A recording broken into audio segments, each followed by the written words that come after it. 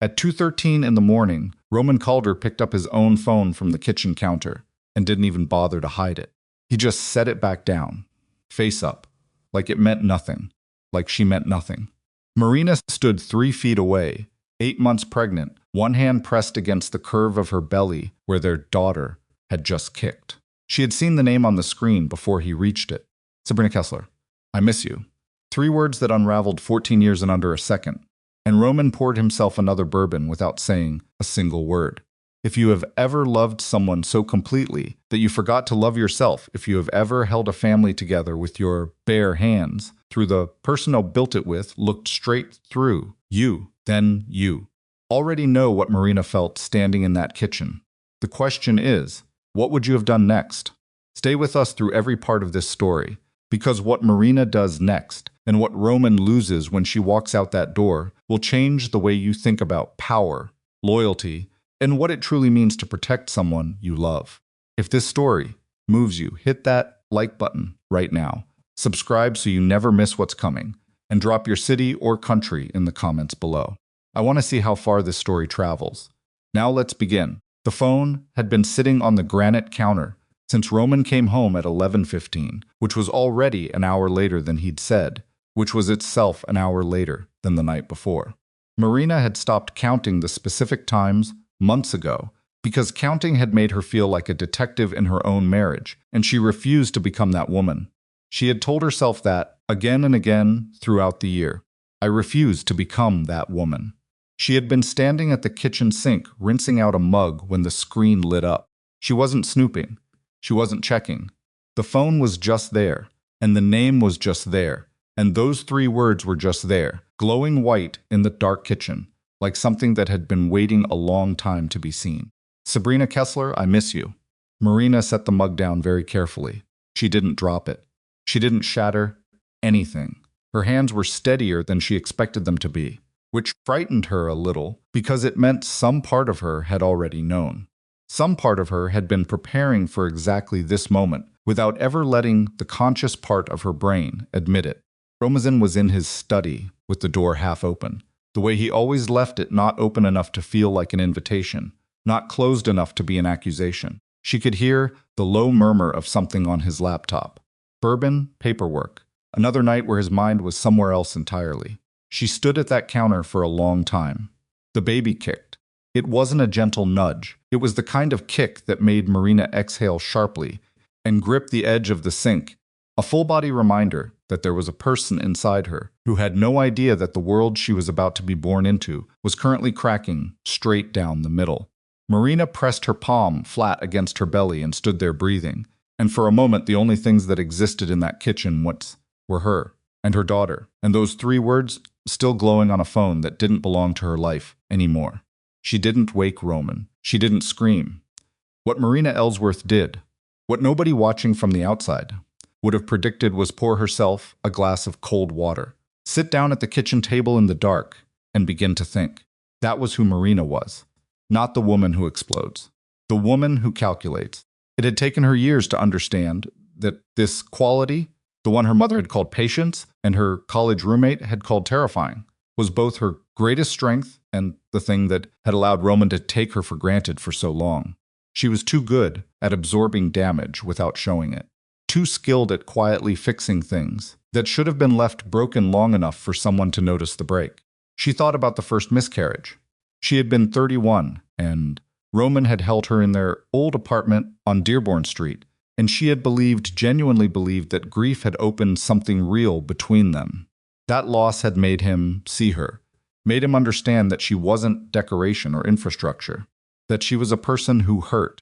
Then she thought about the second miscarriage, and how Roman had squeezed her hand in the hospital and then taken a call in the hallway, and how she had stared at the ceiling tiles and told herself that men handled grief differently, that he wasn't cold. That was just how he was built.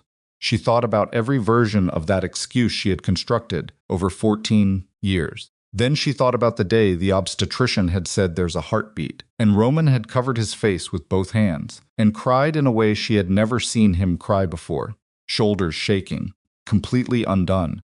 And Marina had thought, finally he understands what we almost lost. She had been wrong about what the tears meant. He had cried because he was relieved the problem was solved, not because he finally understood the weight of what they had been carrying together. Roman Calder cried the way he did everything else in response to outcomes, not to people. Marina sat at that table for 2 hours and 47 minutes. She went through everything in her head. Not just the text. Not just Sabrina Kessler, whoever she was. She went through the architecture of the entire marriage, looking at it now without the lens of hope she had always carried, and what she saw underneath was so clear and so long-standing that the only thing she felt above the grief, above the fury, was a bone-deep exhaustion.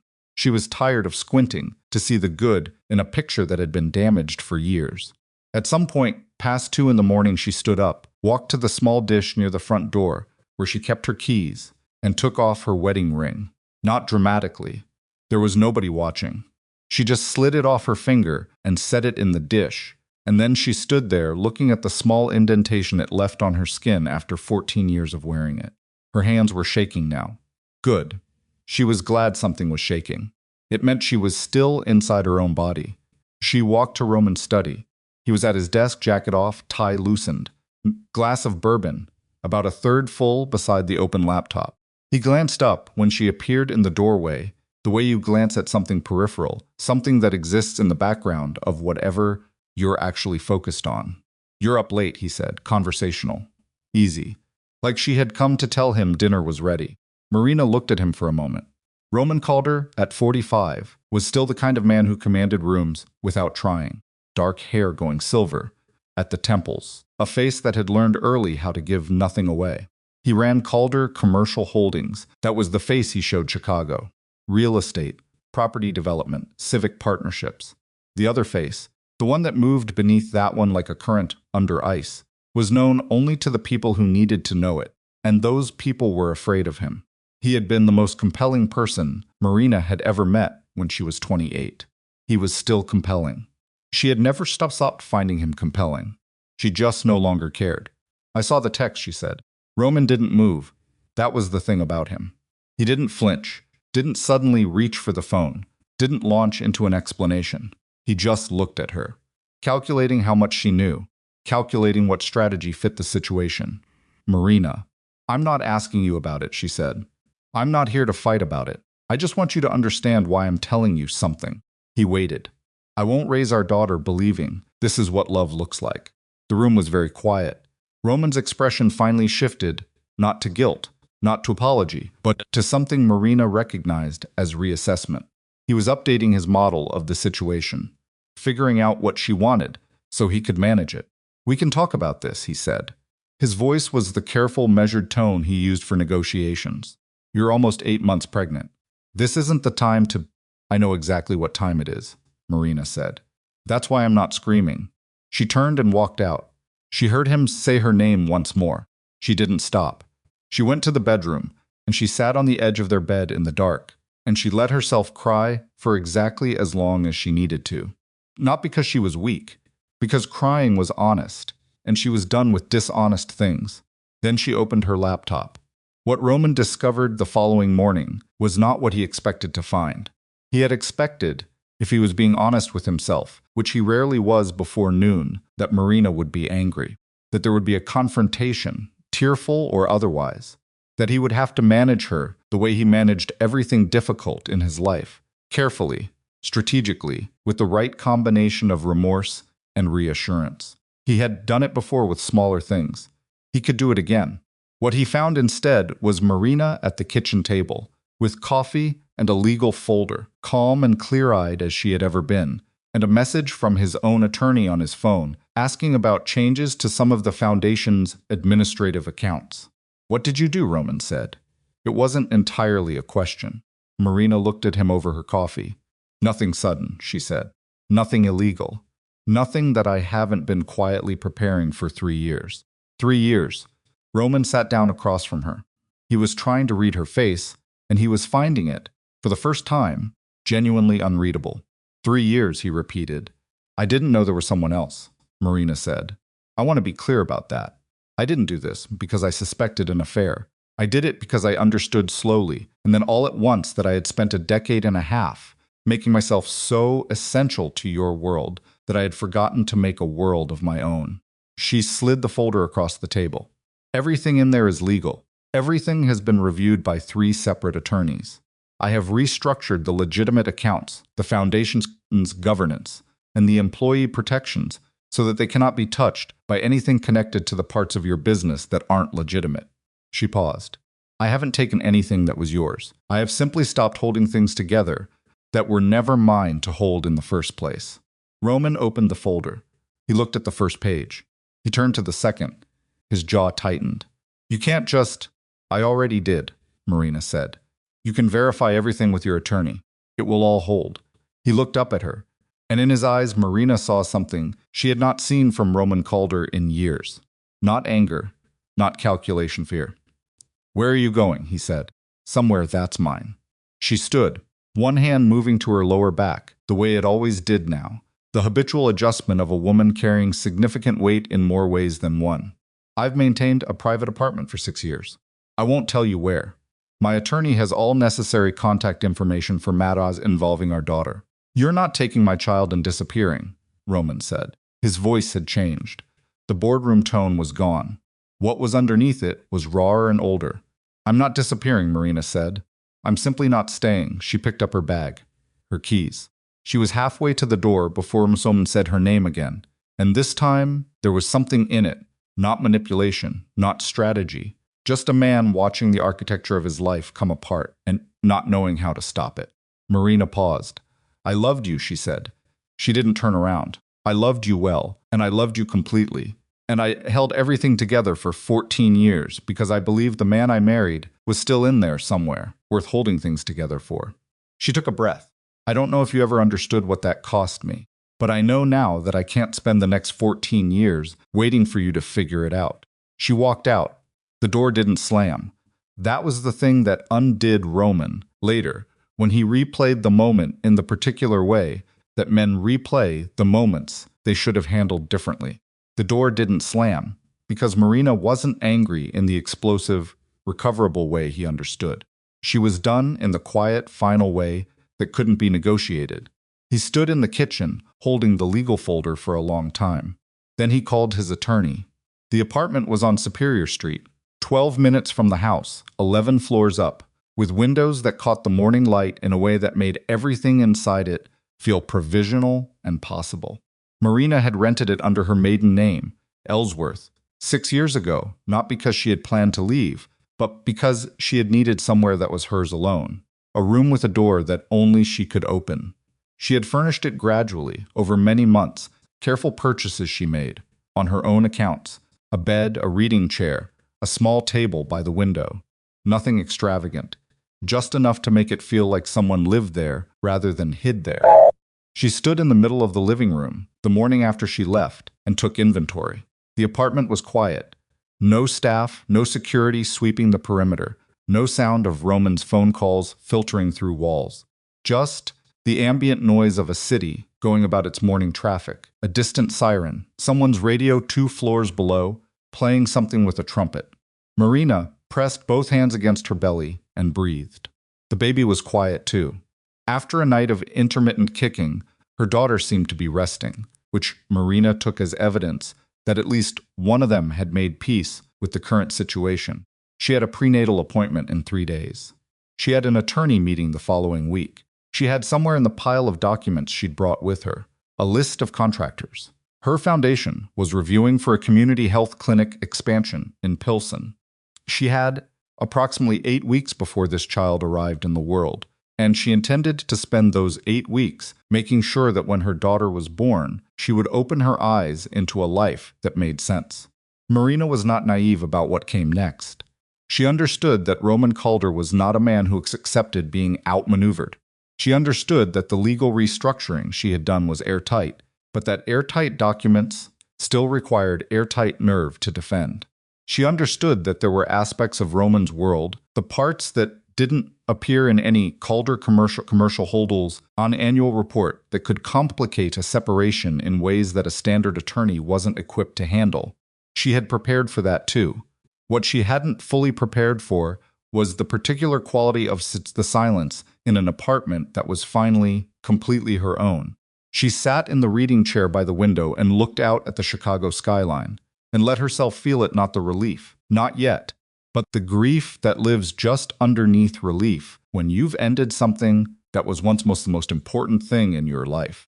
14 years. She had been 28 years old when she married Roman Calder, standing in a garden in the suburbs of the city that would become their home, and she had meant every word of her vows with a sincerity that still made her chest ache when she thought about it. She had meant it. The tragedy wasn't that she had been fooled. The tragedy was that she hadn't been, not entirely. The man she had married had been real. Roman had been capable of love. He had simply never learned to sustain it, to make the daily choice of it, to treat it as something that required tending, rather than something that, once established, could run on its own while he attended to more pressing things. Marina wiped her eyes one time. Then she opened her laptop and got to work. What nobody in Roman's world knew about itself was only beginning and nauseating with growing clarity was how much Marina Ellsworth Calder had been quietly running, while everyone looked the other way. The Calder Foundation for Community Health was Marina's in every meaningful sense. She had launched it 9 years ago with a modest endowment from Roman's legitimate earnings, shaped it into a $9 million institution with hospital partnerships, city contracts, and enough political goodwill to make the Calder name respectable in circles where it had no business being respectable. She had done this methodically, carefully, with a politician's instinct for relationship and a CISO's eye for structure. What she had built was not simply a charity. It was a reputation engine.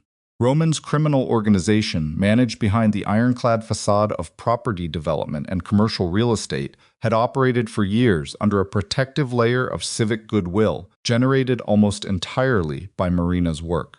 The city councilwoman, who looked the other way when zoning questions arose, was a regular guest at Marina's foundation galas.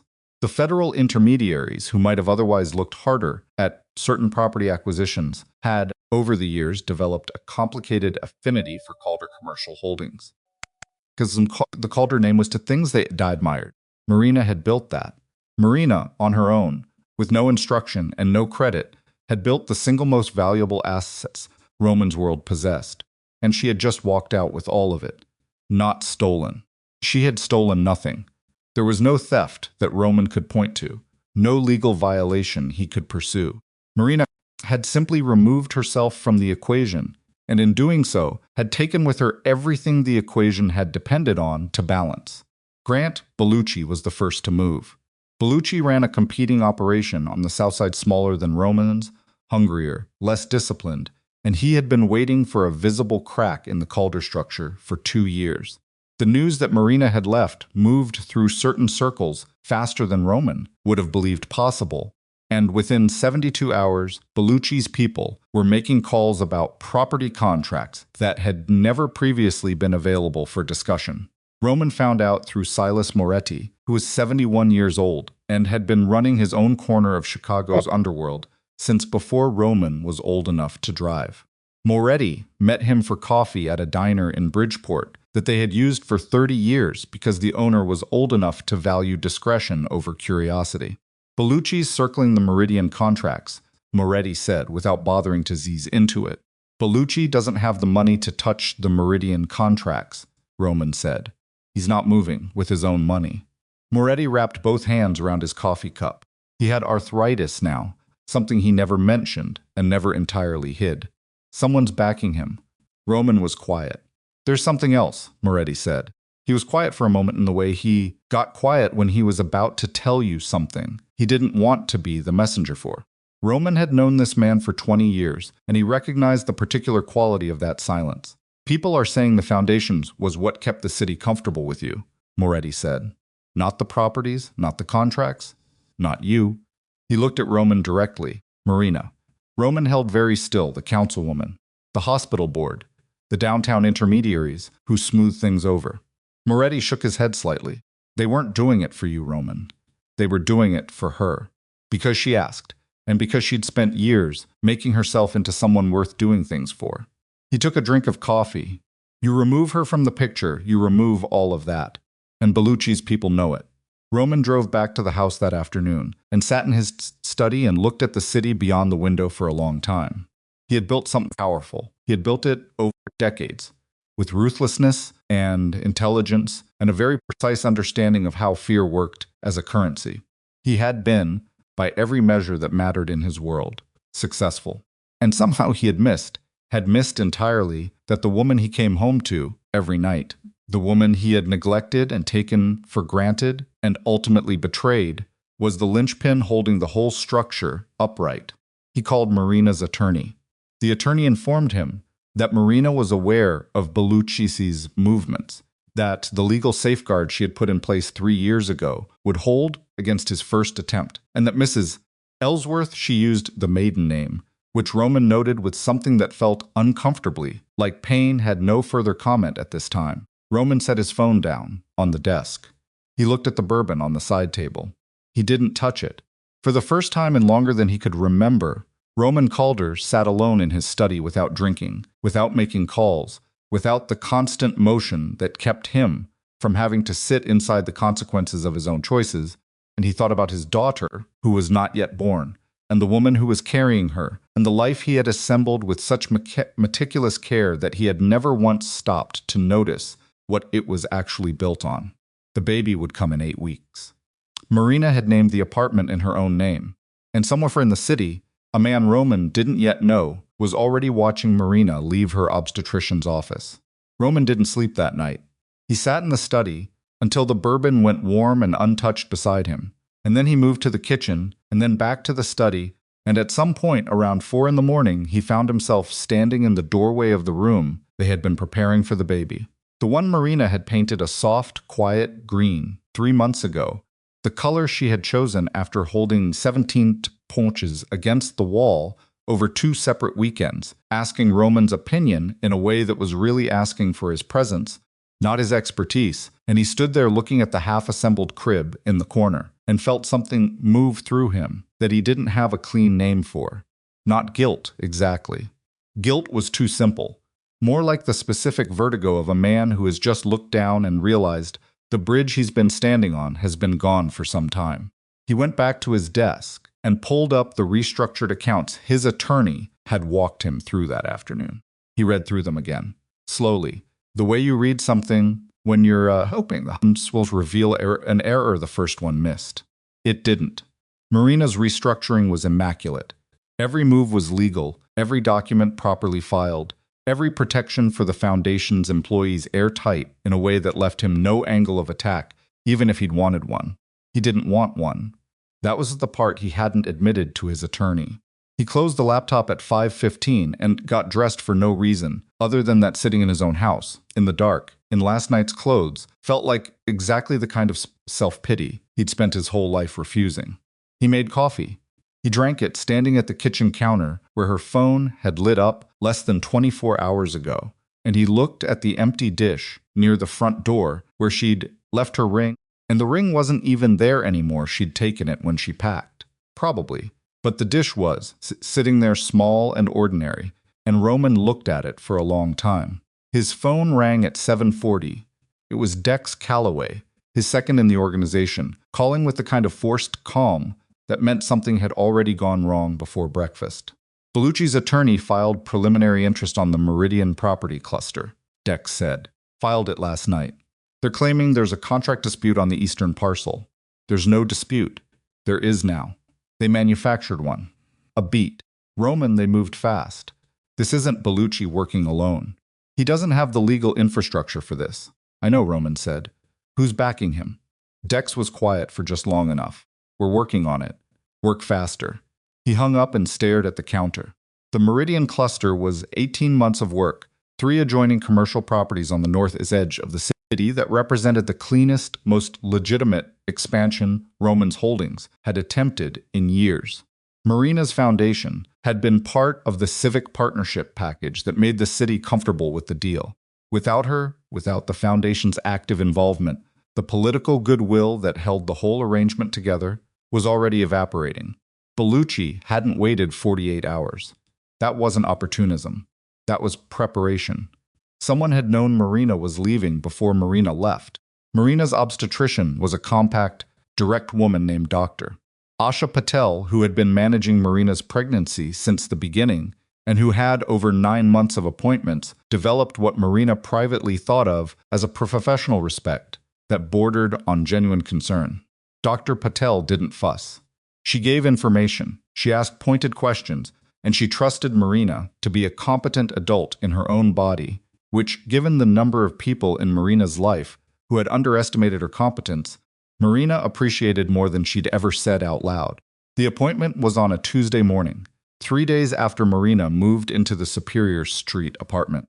Dr. Patel listened to the heartbeat, ran the standard checks, reviewed the numbers with her usual economy of expression, and then looked at Marina across the examination table with the specific quality of attention that meant she was about to say something Marina wasn't going to entirely enjoy. "Your blood pressure is elevated," she said. "I've had a stressful week. I know. You told me." Dr. Patel set down the chart. "Marina, you're at 31 weeks. The baby's positioned well, everything's measuring correctly, and she looks healthy. But your body is under significant stress, and at this stage, significant stress can trigger early labor. I need you to understand that as a physical fact, not a suggestion to relax." Marina looked at the ceiling for a moment, then back at her doctor. "What are you telling me to do?" "I'm telling you to avoid situations that spike your cortisol, which I understand is completely impractical given your current circumstances. So what I'm actually telling you is to be conscious of your limits in a way you probably haven't been up until now." "Doctor." Patel paused. "You have a support system?" "I'm building one. Build faster." Marina dressed and left the clinic and stood on the sidewalk outside for a moment, adjusting her coat against the November cold, her breath making small clouds in the air. She had a call with her attorney in an hour. She had a board meeting for the foundation on Thursday. She had a contractor to call about the Pilsen Clinic expansion, a funding report to finish, and somewhere in the back of her mind at all times, the constant, low-frequency awareness that Roman's world and her world were still tangled together in ways that a legal separation couldn't simply dissolve. She flagged a cab instead of walking the 3 blocks to the parking garage. Small concession to Dr. Patel's instruction. She didn't notice the man across the street watching her leave the clinic. Her attorney's name was Carla Voigt, 53, silver-haired, and possessed of the particular unflappability of a woman who had spent 3 decades watching powerful men underestimate their wives right up until the moment the paperwork arrived. Carla had been Marina's attorney for 4 years, not Roman's, never Roman's, and she had, without ever being explicitly told why, understood from the beginning that the Calder situation, the kind of discretion that doesn't advertise itself. They met at Carla's office on Michigan Avenue, a space that was deliberately unremarkable from sight and extremely precise on the inside. Carla had coffee waitings. She also had a look on her face that Marina read immediately as new information. "Bellucci filed on the Meridian parcel," Marina said, before Carla could open with it. Carla raised an eyebrow. "You knew already, I assumed. Roman called Dex Calloway at 7:40 this morning. I still have a contact who monitors those communications for the purposes of my own security." She sat down across from Carla's desk. "How's our exposure?" "The foundation's exposure is minimal. Your restructuring holds. Bellucci can't touch anything you moved." Carla sat forward. "Marina, I need to ask you something directly, and I need you to answer me without managing the answer. When have I ever managed an answer with you? You manage everything. It's not a criticism." Carla folded her hands on the desk. "Is there anything in Roman's criminal infrastructure that connects to the foundation, in a way you haven't told me about? Anything you built in and then thought you'd removed?" Marina was quiet for exactly 3 seconds. "Nothing structural," she said.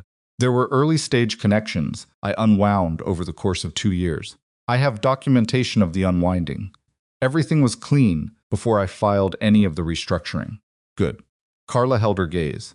"Because I received a contact yesterday from an attorney named Warren Hale.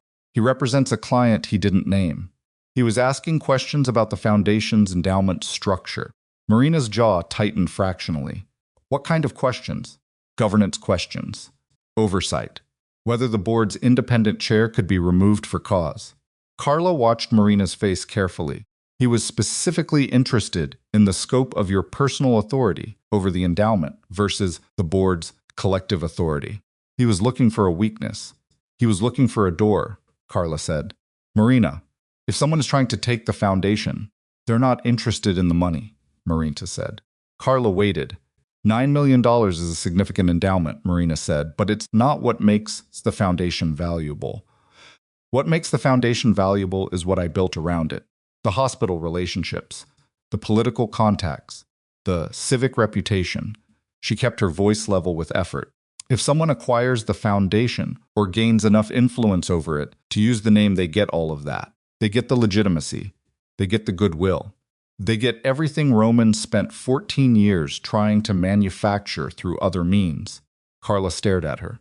That's not a legal problem, Carla said slowly. Yes, Marina said. I know what it is. She drove back to Superior Street with her hands tighter on the wheel than she meant them to be. Her lower back was aching in the dull, persistent way it had been for 2 weeks, and she kept adjusting her position at red lights. And somewhere around Rush Street, a contraction moved through her. Not sharp, not urgent, but present, and she breathed through it and kept driving. She needed to know who Warren Hale's client was. She had a suspicion she wasn't going to like the answer. Dex Calloway had been with Roman for 11 years, which was long enough that Roman sometimes forgot Dex was capable of independent thought. It was the kind of forgetfulness that you could afford when everything was running smoothly, and the kind that cost you when it wasn't. Dex was 40, shaved head, built like a man who had made serious physical decisions in his 20s and maintained them out of habit. He was not warm, exactly, but he was loyal in the consistent, unsentimental way that Roman valued above almost every other quality in the people around him. Dex came to the house that evening with a folder and the expression of someone who has been delivering bad news long enough to have developed a method for it. Victor Strake, he said, before he even sat down. Roman looked up from the desk. Strake. Hale is his attorney. Strake's the one backing Bellucci, and he's the one who sent Hale to probe the foundation. Dex set the folder on the desk, but didn't open it. Roman. Strake's been looking at Chicago for 8 months. He's not moving through Bellucci because Bellucci is useful. He's moving through Bellucci because Bellucci is disposable. He'll use him to crack the surface and then step in after. Roman was very still. Victor Strake was not a name you heard often, which was precisely the point. He was a criminal financier who operated out of the intersection of legitimate investment banking and the kind of money that didn't ask where it had been.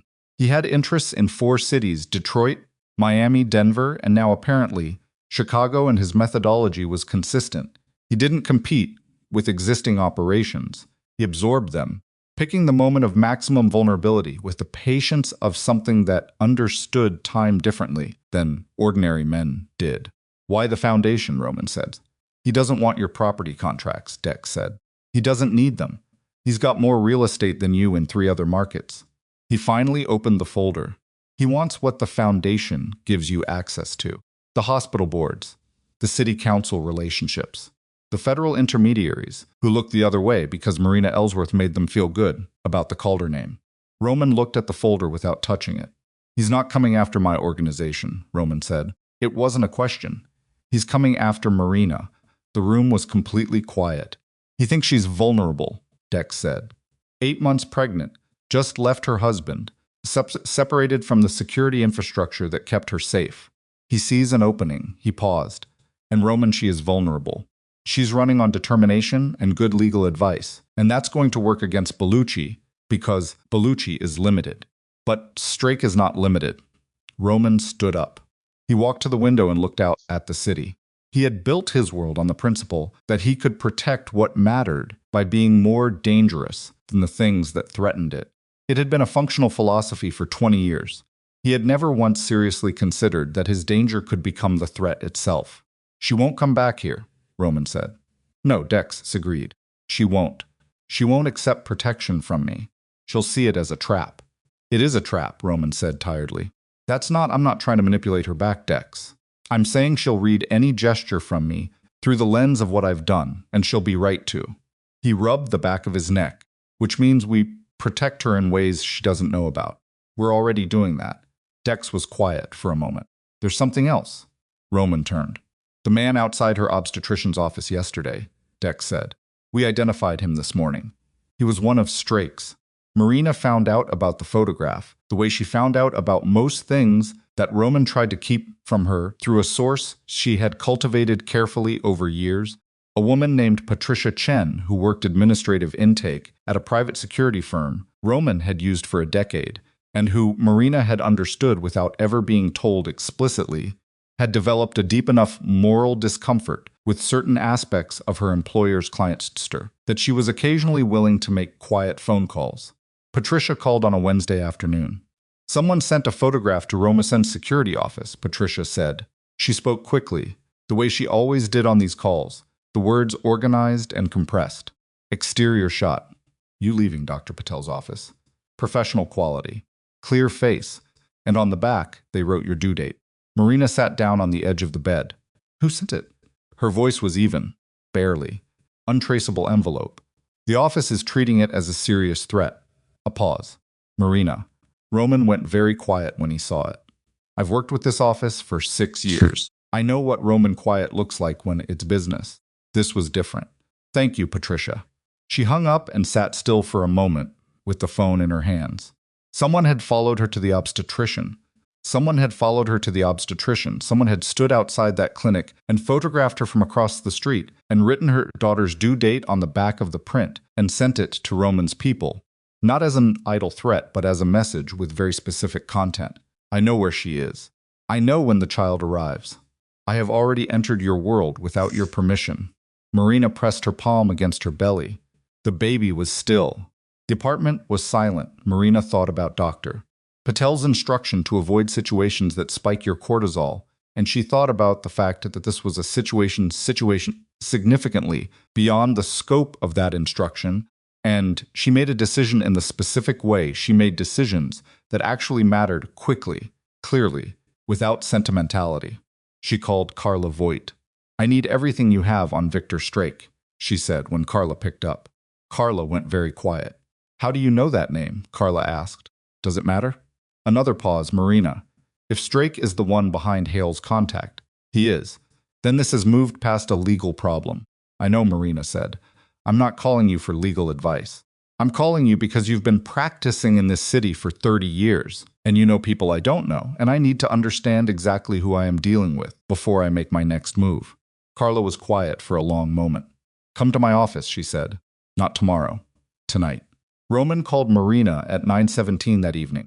She let it ring 4 times before she picked up, which was 2 rings longer than she usually let it go, which was itself a measurement of something she didn't want to measure. I know about the photograph, she said before he could speak. Roman exhaled. Then you know this has changed, he said. It hasn't changed what I've decided. Marina. His voice was stripped of the boardroom quality. What was underneath it was tired, and something closer to frightened than Roman Calder ever allowed himself to sound. This is Strake. You know what that means. I'm developing a clear picture. A clear picture is not sufficient protection for an 8-month pregnant woman living alone with a target on her back. Neither is your house, Roman. Your house is the reason there's a target at all. He didn't answer that because he couldn't. I need you to listen to me, Roman said finally.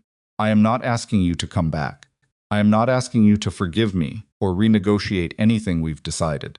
I am asking you, as the father of a child who has not been born yet, to let me put people near you who can keep you physically safe while we figure out how to deal with Strake. Marina was quiet for a moment. 2 conditions, she said. Tell me. Your people answer to me first, not you. Any information they gather, any decisions about my movements, I approve them. You don't. Done. And you tell me everything about your connection to Strake. Every meeting, every transaction, every point of contact. Whatever history exists between your organization and his, I need to know it before I can build a defense against what he's planning. Roman was quiet for longer this time. That information could expose you to legal risk, he said carefully. I'm aware. Tell me anyway. A long pause. The kind of pause that has weight to it. Okay, Roman said. She should have left it there. She should have ended the call, let the security arrangements move forward, and begun the process of understanding what she was up against. She knew that. She was an intelligent woman, and she understood when a conversation had reached its practical conclusion. Instead, she said, Did you love her? The question came out with less armor on it than she intended. Roman didn't deflect. She almost wished he had. No, he said, which I understand doesn't make it better. It probably makes it worse. Marina closed her eyes for a second. Yeah, she said quietly. It does. She ended the call and sat in the reading chair and looked at the city without seeing it, and let herself feel briefly, specifically the particular grief, of discovering that the thing that ruined your marriage wasn't even something that mattered to the person who did it. That was the part she hadn't prepared for, not the affair. She had prepared on some level for the affair. What she hadn't prepared for was the carelessness of it, the casualness. 14 years and 2 lost children, and 1 daughter still growing beneath her ribs, and Roman had given pieces of himself to someone he didn't even love. She put her hand on her belly and breathed. And then she opened her laptop and began reading everything Carla had sent her about Victor Strake. What she found over the next 3 hours was a profile that was, in its own way, more frightening than anything explicitly violent. Strake was 61, publicly a real estate investment consultant based out of Denver, privately a financial architect who had built his fortune by identifying moments of institutional vulnerability and moving through them before anyone understood what was happening. He had absorbed a Detroit operation in 2019 by targeting its accounting infrastructures 6 months before the FBI moved in, positioning himself as a legitimate buyer of the resulting assets. He had done something similar in Miami in 2021, this time using a foundation, a charitable organization, with community relationships and municipal contracts as the mechanism of absorption. Marina read that last part twice. Strake had done this before, not to the Calder organization specifically, but to this structure, a criminal enterprise propped up by a legitimate institution with civic goodwill.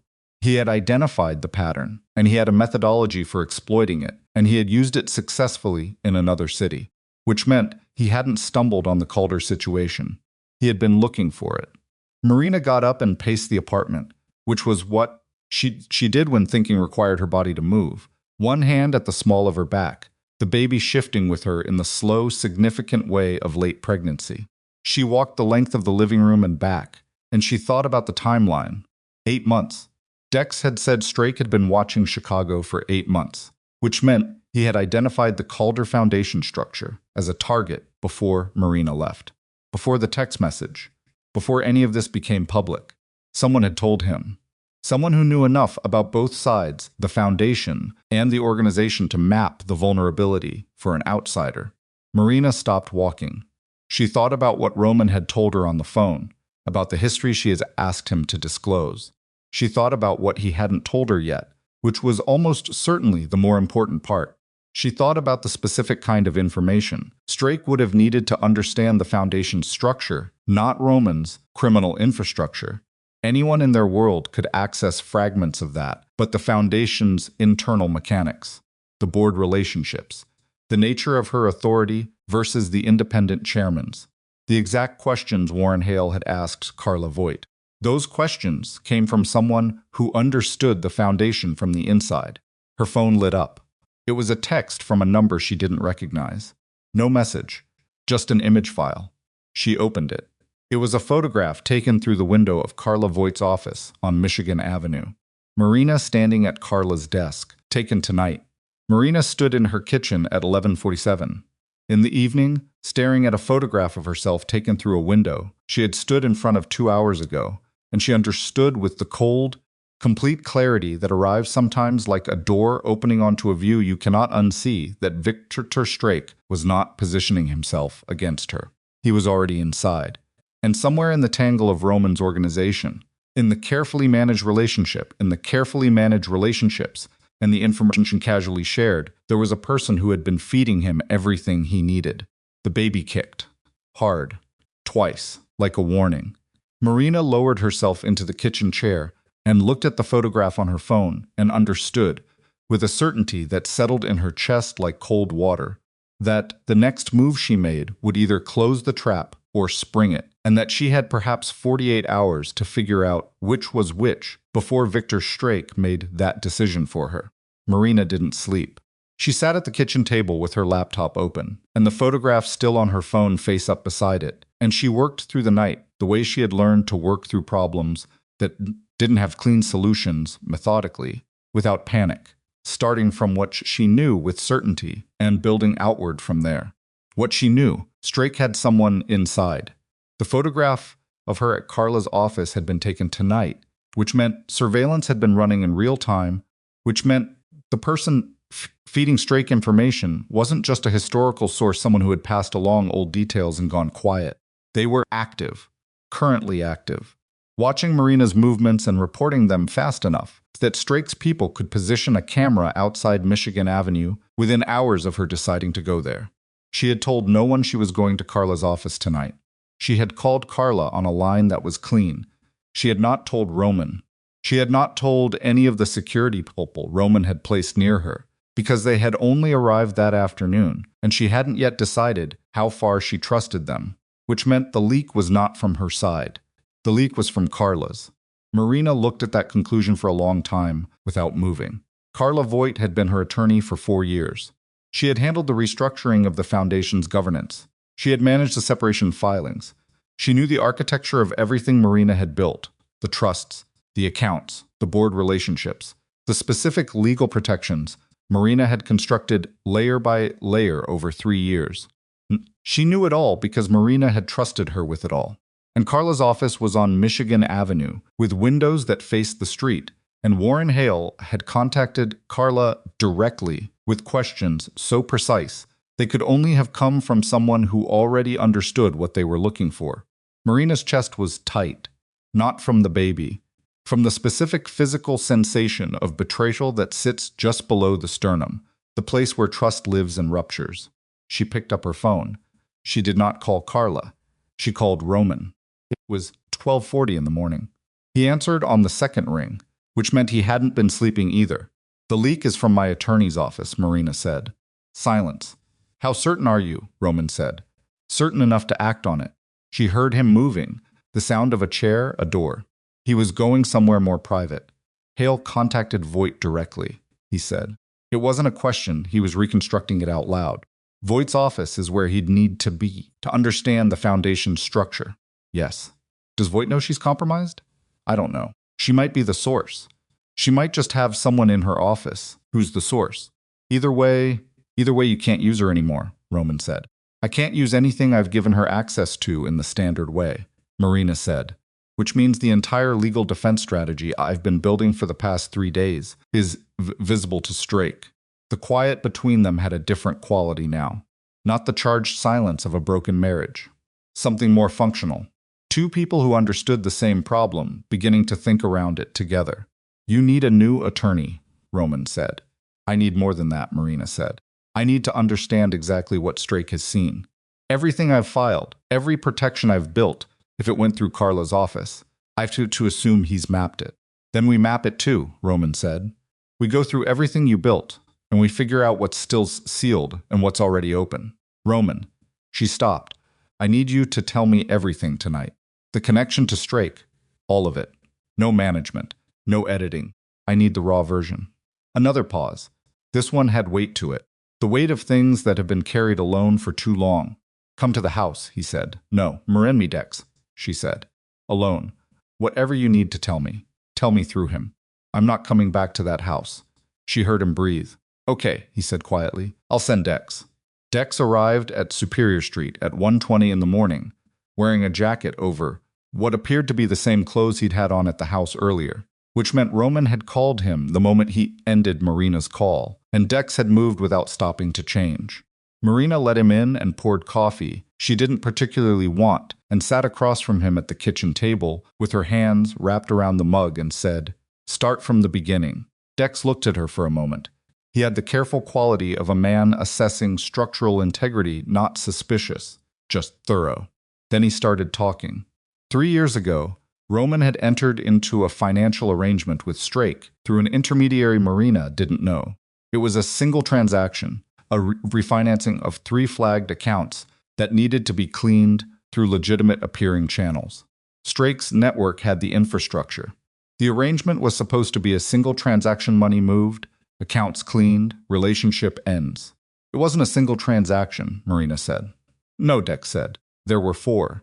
Roman kept going back. Marina looked at the table. Why? Expansion capital, the Meridian properties. Roman needed more clean money than the legitimate side of the business could generate fast enough.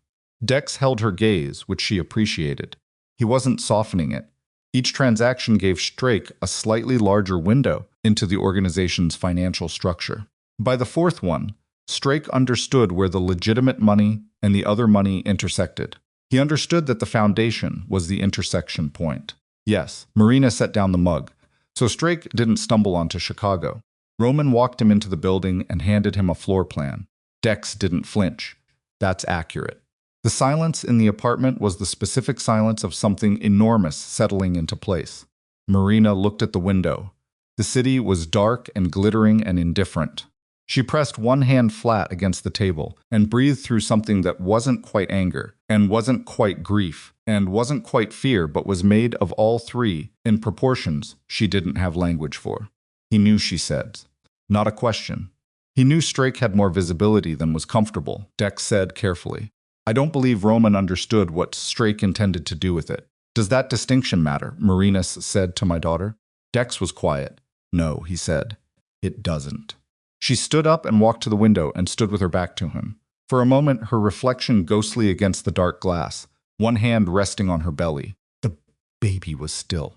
Marina wondered, briefly and with an exhaustion that went all the way down, whether her daughter could feel the quality of the air in the room, whether an unborn child could sense the specific atmosphere of a world coming apart. Who else knew about the Strake transactions, she said, without turning around. Roman, me, and the intermediary who set up the first contact. Dex paused. The intermediary is no longer available. Marina turned. Dead? Relocated, Dex said. Strake's people encouraged it when the intermediary got nervous. So Strake started controlling the information flow from his side 18 months ago. Marina came back to the table but didn't sit. She stood with both hands on the back of the chair, which means anything that came through the intermediary in the last 18 months could have been shaped by Strake, fed back to Roman in a form designed to keep him from understanding the exposure. Dex looked at her with something that might have been the beginning of respect. Roman doesn't know that part yet, he said. I know, Marina said. I'm telling you, so you can tell him. She slept for 3 hours, badly, and woke at 5:40 with a backache that had moved from persistent to insistent and a mind that was already running before she was fully conscious. She lay still for a moment and did the accounting. Her due date was 6 weeks out. She had a compromised attorney, a visible security apparatus that Strake's people could map a foundation whose defensive legal structure was potentially an open book, and a husband whose criminal history had provided the exact blueprint Strake needed to walk into her life and start dismantling it. She got set up slowly. The way late pregnancy made everything slow, not weakness, but physics. The physics of carrying another person inside your body, and made coffee and stood at the kitchen window while it brewed. She thought about what Strake actually needed. He didn't need Roman's organization. He'd said so implicitly through every move he'd made. He'd moved through Bellucci to occupy Roman's attention. He'd gone after the Meridian properties not to own them, but to create pressure.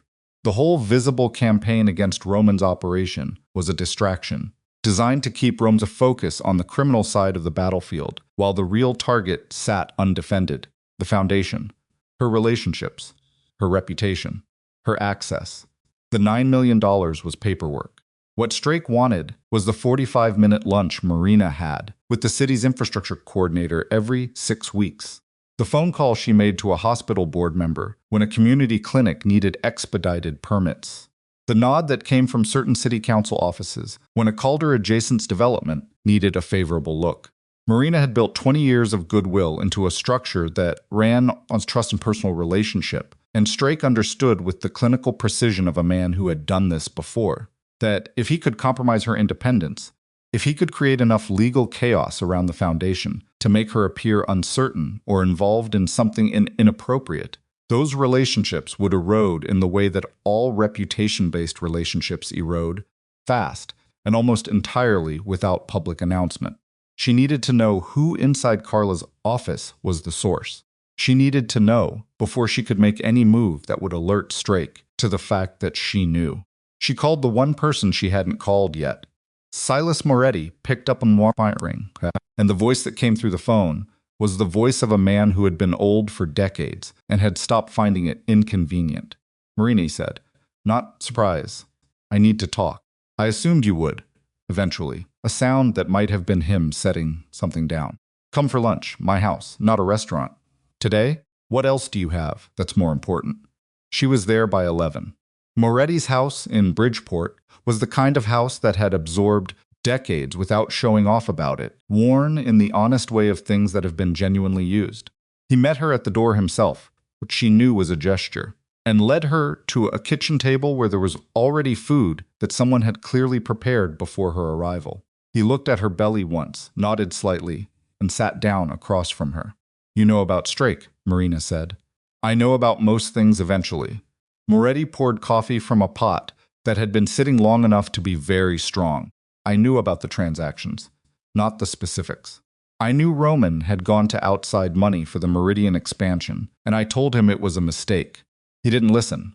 Roman listens very well to things he already agrees with." Moretti pushed a cup toward her. "The question isn't how you got here. The question is what you do now. I need the name of whoever is feeding information from Carla Voigt's office to Strake."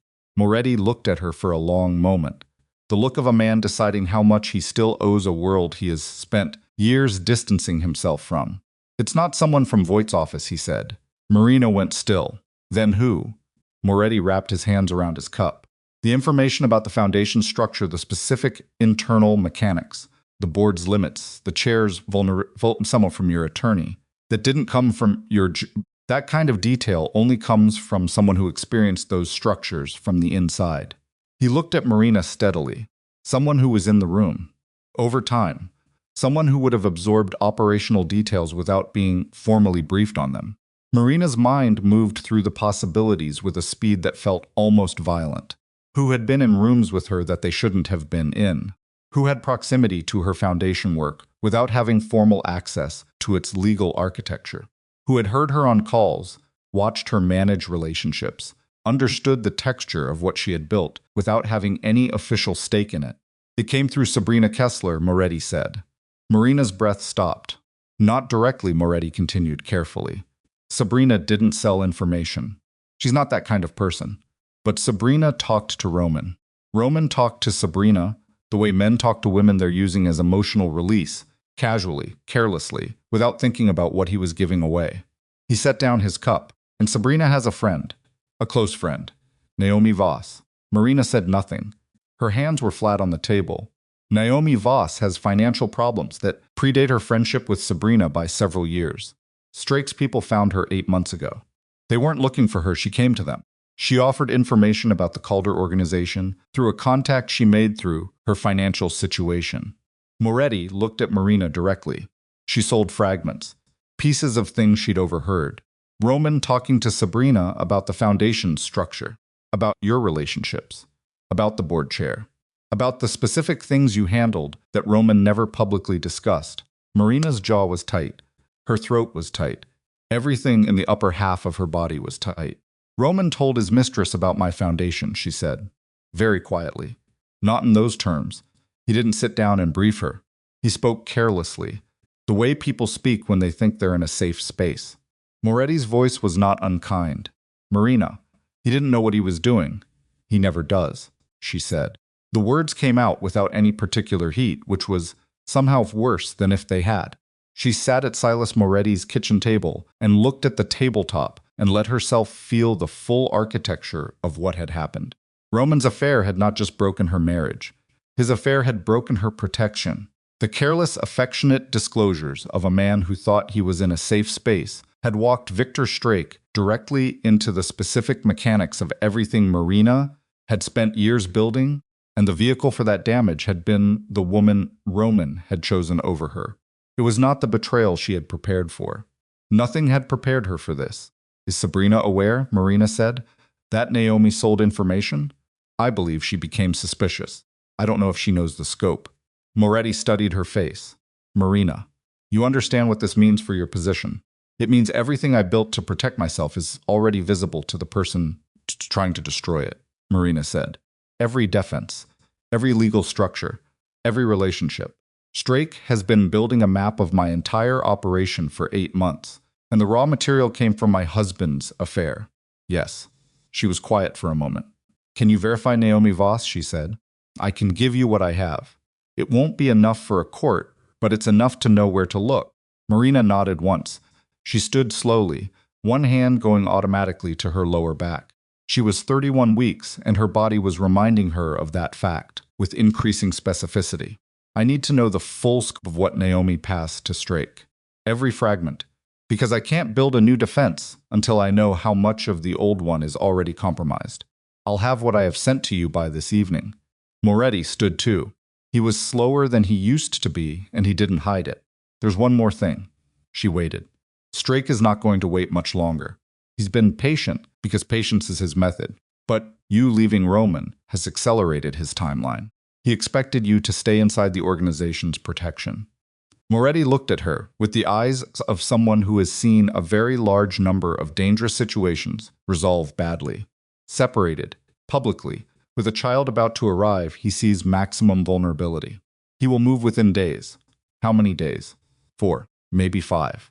Marina looked at Silas Moretti for a moment, this old man in his worn kitchen, who had spent his life navigating the same world that had just consumed her marriage, and who was now telling her, with more gentleness than she expected, that the clock had already started. Thank you, Silas, she said. Don't thank me, he said. Just be careful with what you do next. You are smarter than most of the men who've tried to operate in this city, but smart doesn't stop a bullet. She drove back to Superior Street with both hands on the wheel, and her mind moving at a speed that her body could not match. And when she got to the apartment, she stood in the kitchen and called Roman. He picked up before the first ring finished. I know, she said. About Sabrina, about Naomi Voss. The silence on his end was a particular kind of silence. The silence of a man who has been dreading a specific conversation for long enough that, when it finally arrives, the dread doesn't disappear, it changes shape. Marina, I'm not calling to discuss the affair, she said. I'm calling because you need to understand something. Okay. What Naomi gave Strake the foundation's structure, the board mechanics, my relationships, that information came out of your mouth. Her voice was steady, absolutely steady. She had made a decision about how this conversation was going to go, and she held to it, not deliberately, not maliciously. You were careless with someone you thought was safe, and she's had someone in her life who was watching for exactly that carelessness. I know, Roman said. His voice was low and stripped of everything, except the bare acknowledgement of what he'd done. Your affair endangered our daughter, Marina said. She said it plainly. No accusation in the tone, just the fact, stated because it needed to be stated by someone, and there was no one else to do it. The silence that followed was the longest one in any conversation they had ever had. Yes, Roman said finally. It did. Marina pressed her free hand against her belly. The baby was moving now, slow rotations, the particular movement of a child repositioning in deep sleep. Marina felt it and held the feeling for a moment. Strake is moving in 4 or 5 days, she said.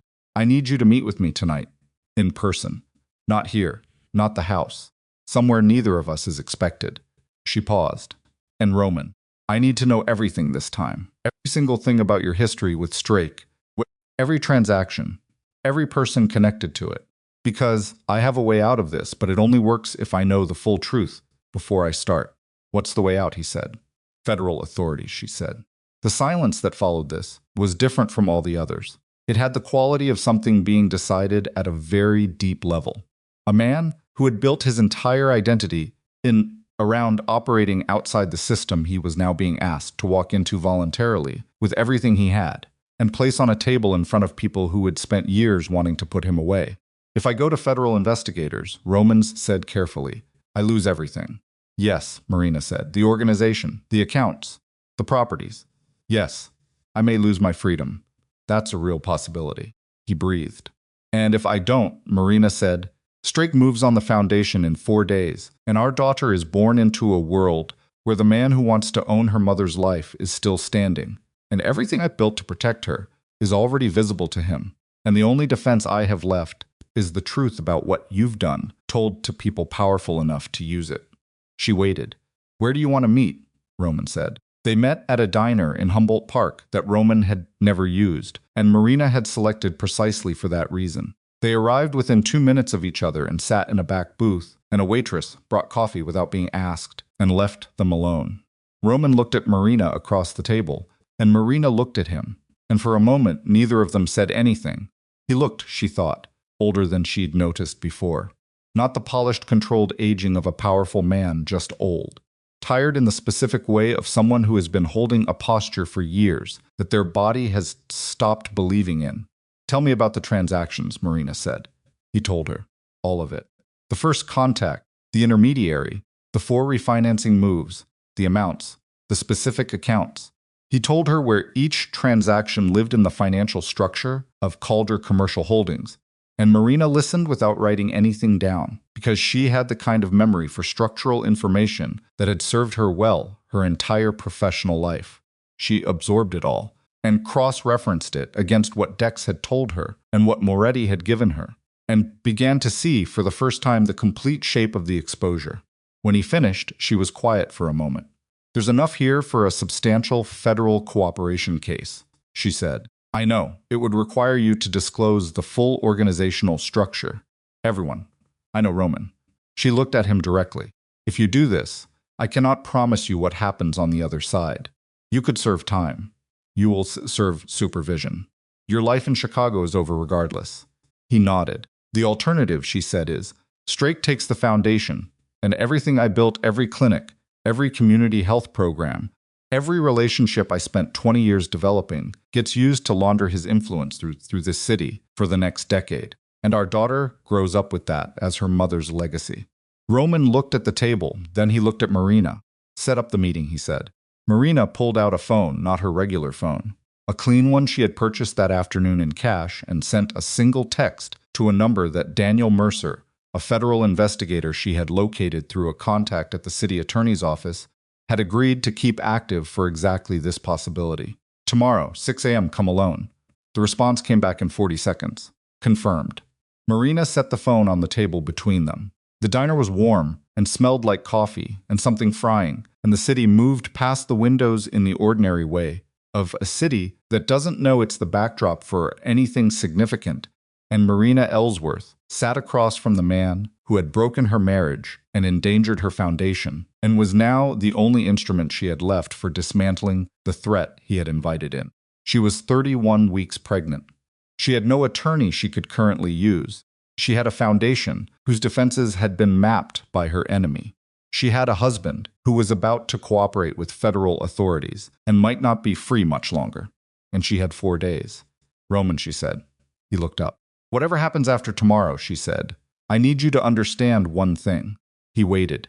"I am not doing this to save your organization. I'm not doing this to save your reputation or your assets or your freedom." She held his eyes. "I'm doing this because our daughter deserves to be born into a world where the people who threatened her have been answered for.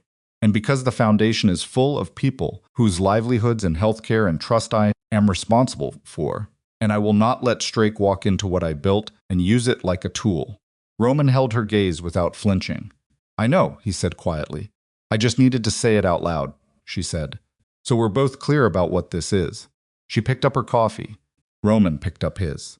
Outside, Chicago moved through its ordinary night, and inside that diner booth, 2 people who had once loved each other and had arrived at something harder and more honest than love sat with the weight of what came next, and neither of them said anything else for a long time. Somewhere across the city, in a hotel suite with curtained windows, Victor Strake's phone showed him the last of Naomi Voss's most recent report, and he read it with the calm, unhurried attention of a man who believes he has already won. He did not yet know that Marina had changed the rules. He did not yet know that Roman had agreed. And he had no way of knowing that in 12 hours, Daniel Mercer would sit down across from Roman Calder with a recorder and a notepad, and Roman would begin to dismantle, piece by careful piece, everything Strake had spent 8 months building towards, starting with the name of every person, every transaction, and every point of leverage Strake believed was still invisible. But Strake was not the only one who had been preparing. And the clock Marina was now running was not the one he thought he was watching. Daniel Mercer arrived at 6:03 in the morning, 3 minutes late, which Marina noted because she had been watching the door since 5:50, and the extra 3 minutes had felt like something physical pressing against her sternum. He was younger than she expected. Mid-40s, lean in the unremarkable way of a man who stayed fit out of discipline rather than vanity, wearing a coat that had seen several winters and carrying a leather bag that looked like it had been with him since law school. He scanned the diner when he came in, not dramatically, just the habitual sweeps of someone trained to read rooms, and found their booth in the back without being directed. He sat down across from Roman and Marina without a greeting and put the bag on the seat beside him and looked at them both. "Before we start," he said, "I need you to understand that what you say in this conversation is voluntary, that I am a federal investigator with jurisdiction over financial crimes and organized activity in the Northern District of Illinois, and that any cooperation agreement will be formal structured and will require full disclosure, not selective disclosure." He looked at Roman specifically. "Full. I understand," Roman said. Mercer looked at Marina. "I'm here as a private citizen, with information relevant to an active threat," Marina said. "I'm not a subject of any investigation." "Not currently," Mercer said, without inflection. Then he opened his bag and put a recorder on the table, small and black, and pressed a button. "Mr. Calder, start from the beginning." Roman started from the beginning. Marina listened to her husband dismantle his own empire across a diner table in Humboldt Park, while the morning shift arrived and coffee was refilled twice, and the city outside grew incrementally lighter. Roman talked for 2 hours and 14 minutes. He was organized, which did not surprise. Marina Roman was always organized when it mattered in specific, which surprised her slightly, because the specificity required a degree of honesty she hadn't been entirely certain he possessed at this depth.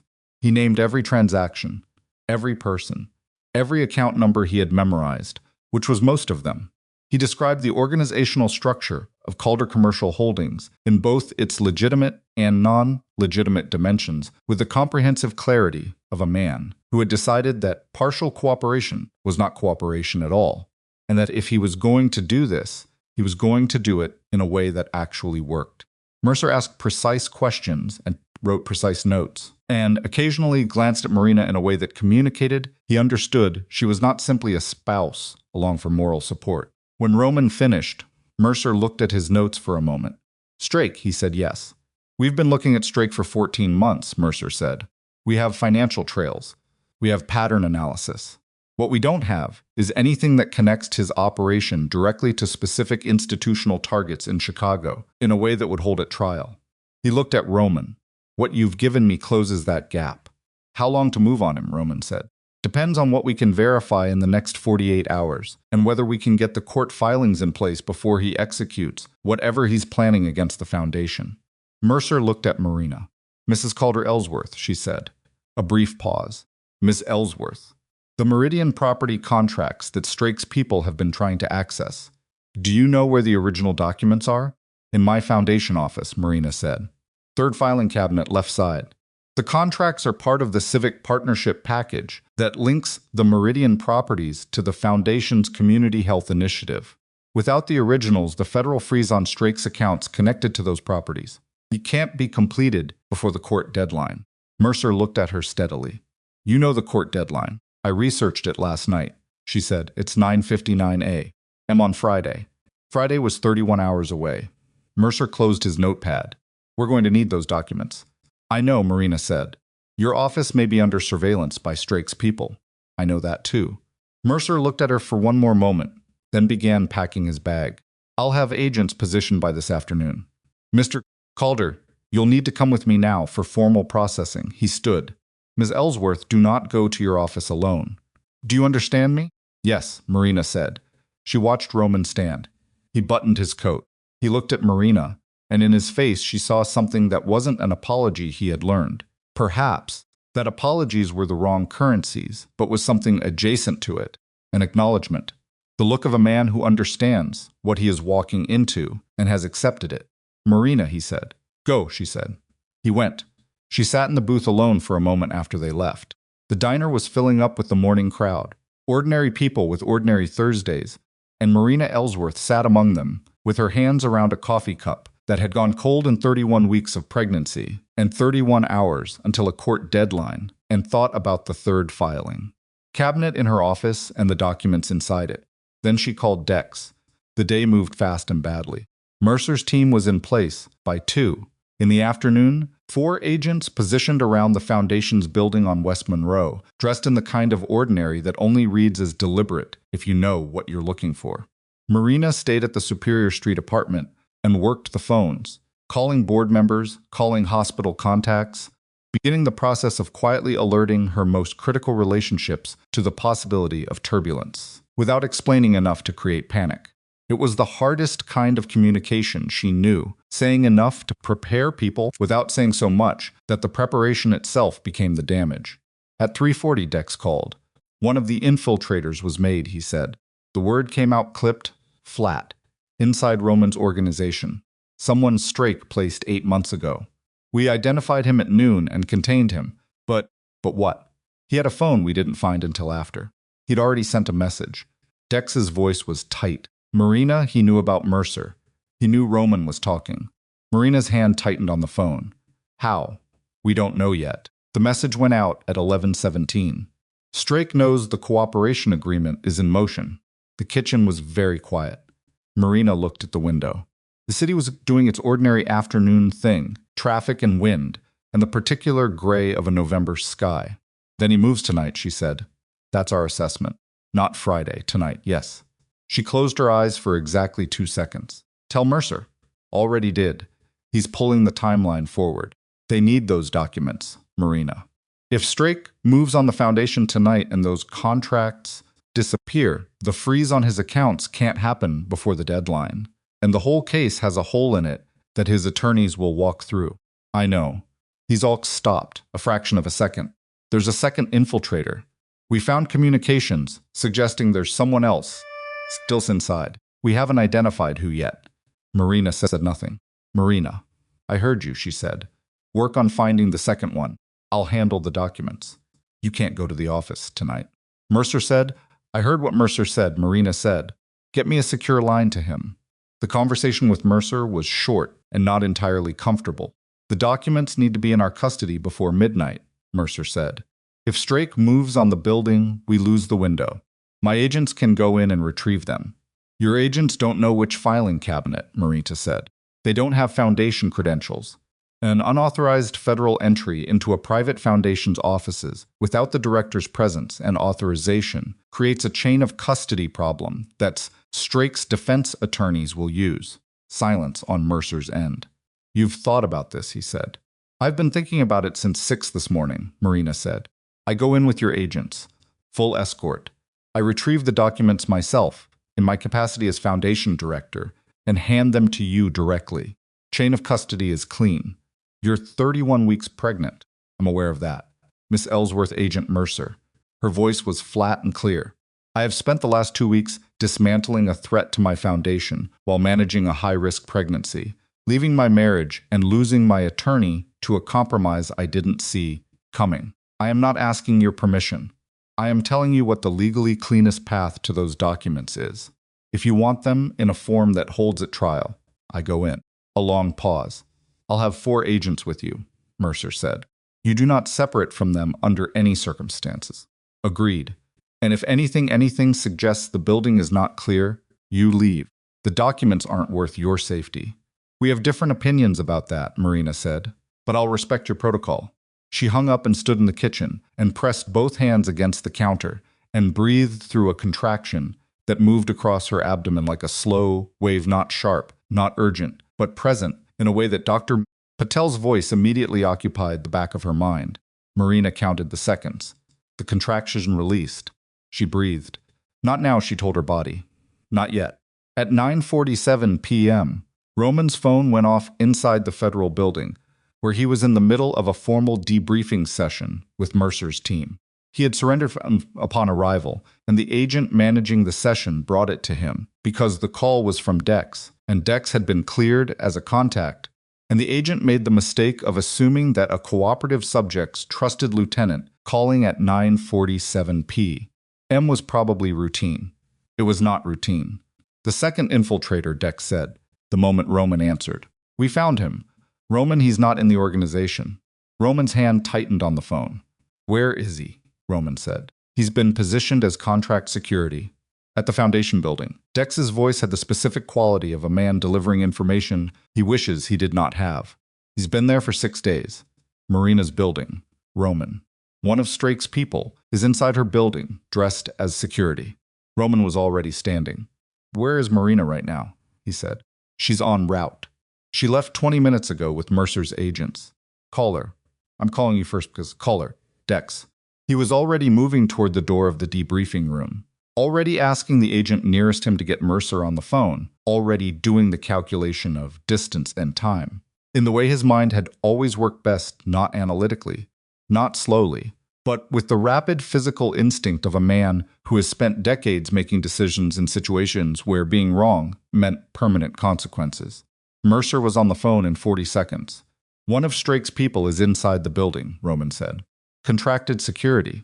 He's been there 6 days. Your agents don't know his face. Mercer's voice changed. How confirmed is this? Confirmed enough. Marina is 20 minutes out. I'm contacting the team now. A sound of movement. Urgent. Mr. Calder. I'm coming, Roman said. You are not. I am coming to that building, Roman said. You can have agents follow me, or you can have them meet me there. Either way, I'm leaving right now. He didn't wait for Mercer's answer. Marina's phone rang at 9:53. She was in the back of an unmarked federal vehicle, 2 agents in front, one beside her, moving through the South Loop with the particular urgency of a vehicle that is going fast without advertising it. She had been watching the city move past the window and doing the breathing that had become automatic, the kind of breathing you do when your body is under more stress than you want to acknowledge, and you have. Decided to acknowledge it only enough to manage it. She picked up. It was Dex. She listened for 20 seconds. Understood, she said. She lowered the phone and looked at the agent beside her. There's a compromised individual in the building. Contract security. He's been there 6 days. The agent's expression didn't change much, but his hand moved to his radio. Description, he said. I don't have one yet. He was already talking into the radio. Marina heard Mercer's voice come back through it, clipped and rapid, issuing instructions to the agents already positioned at the building. She watched the agent beside her process the information and relay it, and understood from the quality of the responses that the situation outside the vehicle was reorganizing itself quickly. The kind of quick that meant people were taking this seriously. Good, she thought. Take it seriously. The vehicle stopped a block from the building. The agent in the front passenger seat got out and did a sweep that lasted 4 minutes and felt like 40. Then his voice came back through the radio. Ground floor is clear. Lobby security has been neutralized. The compromised individual was identified and contained. Building is as secure as we can make it. Green to enter. Marina was already reaching for the door. Ma'am, the agent beside her put a hand out. Not grabbing, just present. Let us go first. The filing cabinet is in my office on the 7th floor, she said. You go first, I follow. They went. The lobby was the first wrong thing. Not wrong in an obvious way. The marble floor and the Foundation's name etched above the desk and the elevator bank at the far end were all exactly as they always were. But one of the desk chairs was at an angle it wouldn't have been in if someone had simply gotten up normally. And there was a coffee cup on the floor, behind the desk, that nobody had picked up. And Marina registered these details without stopping, because stopping was not an option, and registering them was. The agent in front spoke quietly into his radio as they moved. The elevator came. They rode up in silence. Marina's lower back was aching with an intensity that had moved past the usual persistent discomfort into something that required active management. She stood with her hand against the elevator wall and breathed and counted floors. 7. The doors opened. The hallway was dark except for the emergency lighting, orange-tinted and flat, casting everything in a color that made the ordinary office furniture look unfamiliar. Marina knew this hallway. She had walked it twice a day for 9 years. She knew which floorboards squeaked and where the heating vent near her office door were rattled in winter, and where the emergency lighting created a shadow that the overhead lights usually filled. She followed the lead agent down the hallway. Her office door was open. Not standing open, not unlocked and ajar.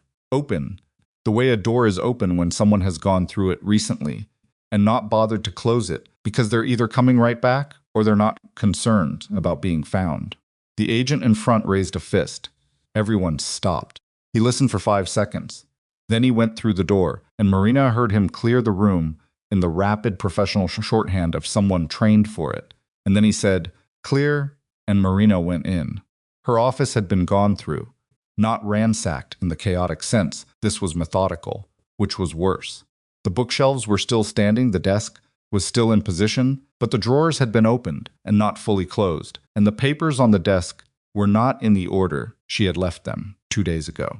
Someone had moved through her space with purpose, looking for something specific.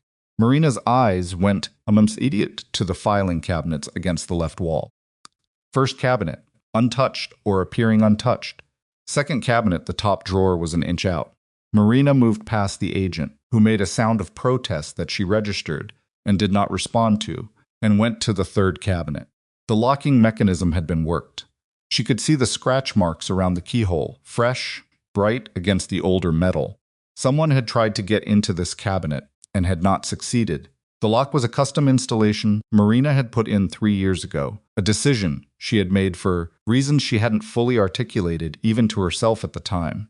One of the dozens of small preparations she had made, while telling herself she was simply being cautious.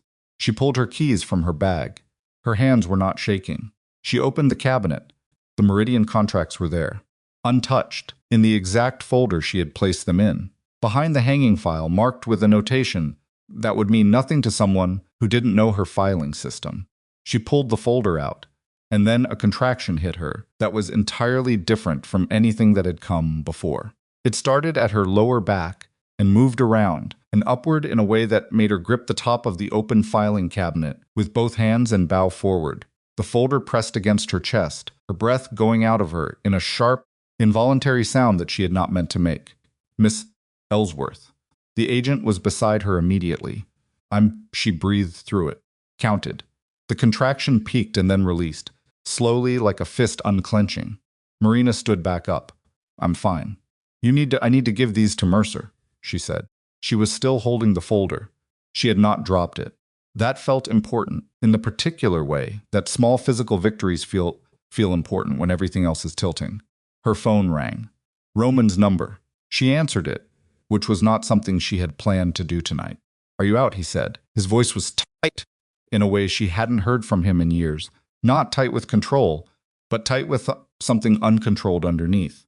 "I have the documents," she said. "I'm leaving now." The second infiltrator. His voice broke slightly, not emotionally. Physically, the way a voice breaks when a person is moving fast. "Marina, we think there's a third. Dex's Romans, get out of the building. Right now. Do not take the elevator. Use the stairs." Another contraction. This one worse. Marina pressed her free hand against the filing cabinet and made a sound she immediately stopped making. The agent closest to her was already moving, hand on her arm, not gripping but guiding, and she let him because her legs had complicated, and her vision had gone bright at the edges in a way that she recognized as her body beginning to override her decisions. "We're moving," the agent said into his radio. He had her arm and the folder simultaneously, and Marina held on to the folder with both hands, because those documents were the reason she had come up here, and she was not leaving without them. "Stairs," she said. He said stairs. "I heard him," the agent said. "This way." She made it to the stairwell door. She made it through. She started down, one hand on the railing, one hand on the folder, the agent, one step ahead and one step behind. And on the 5th floor landing, another contraction came. And this time Marina stopped completely and put her back against the wall and breathed with her eyes closed for as long as it took. 8 seconds. 10. The contraction released. "How far apart?" the agent behind her said. "I'm counting," she said. She wasn't going to tell him what the count was.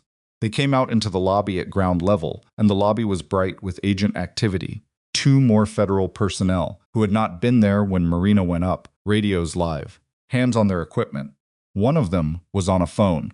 Marina moved through it all with the folder against her chest and the agent's hand at her elbow, and the specific focus of someone who has decided that the next objective is the only thing that exists. She came through the front door of the building. The night air hit her cold and immediate, and she breathed it and looked up at the street. Roman's car was there. He was standing outside it, which meant he had driven here himself, which meant the federal agents who had followed him had been unable to stop him, or had decided that stopping him was a secondary priority. He was looking at the building door, and when Marina came through it, his expression did something she hadn't seen Roman Calder's expression do in a very long time. It cracked. Not all the way, just enough. He crossed the sidewalk in 4 steps and was there, and Marina's legs chose that specific moment to make their complaint genuinely heard, and Roman caught her before she reached the ground, not catching as a metaphor, not catching as a dramatic gesture, actually catching her, both arms. The folder still between them, the cold Chicago air around them, and the federal agents repositioning, and the city doing its ordinary, indifferent thing in every direction. "I have them," Marina said. Her voice was steady. Remarkable, she thought distantly, how steady her voice was. "I know," Roman said. He was holding her up. He was not doing it gracefully. He was doing it the way a person holds something up when they're terrified of dropping it. "I've got you." "The documents need to go to Mercer," she said. "They will." Marina, his voice was very close to her ear.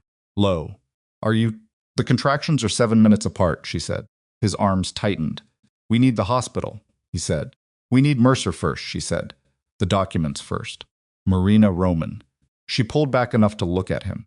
Her face was doing something she couldn't entirely control, not crying, not quite, but adjacent to it in the specific way of someone whose body has decided that it has been strong enough for long enough and would like to make a counterpoint. 7 minutes, we have time. Get Mercer. Mercer was already there. He had come out of nowhere or had been there the whole time. Marina couldn't track it, and he was looking at her with the expression of a man who is managing several things simultaneously and has just had one of them become significantly more urgent. She held out the folder. "Chain of custody," she said. "Foundation director to lead federal investigator. In front of witnesses." She looked at him. Clean. Mercer took the folder. He looked at it. He looked at Marina.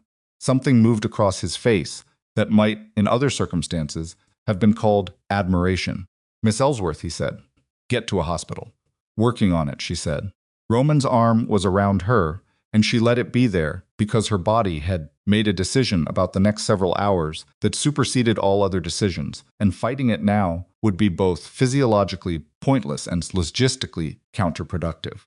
She walked to the car with Roman's arm around her and got in, and the door closed, and the city was outside the window, and another contraction came at 6 minutes and 40 seconds, which meant the count was moving in exactly the direction she didn't want it moving. Roman was driving with one hand and had his phone to his ear with the other, calling ahead to the hospital, and Marina sat in the passenger seat with her hand on her belly and looked at the Chicago streets moving past and thought about the folder in Mercer's hands. She had done it. The documents were there. Mercer had them. Whatever happened next in the courts, in the federal offices, in the structure of Roman's crumbling empire, the Foundation's protection was now in the hands of people with the authority and the evidence to use it. Marina pressed her palm flat against the curve where her daughter lived and breathed through the next contraction and thought, "Not yet, baby. Give me just a little more time." Her phone showed a text from Mercer's number. "Filing in progress.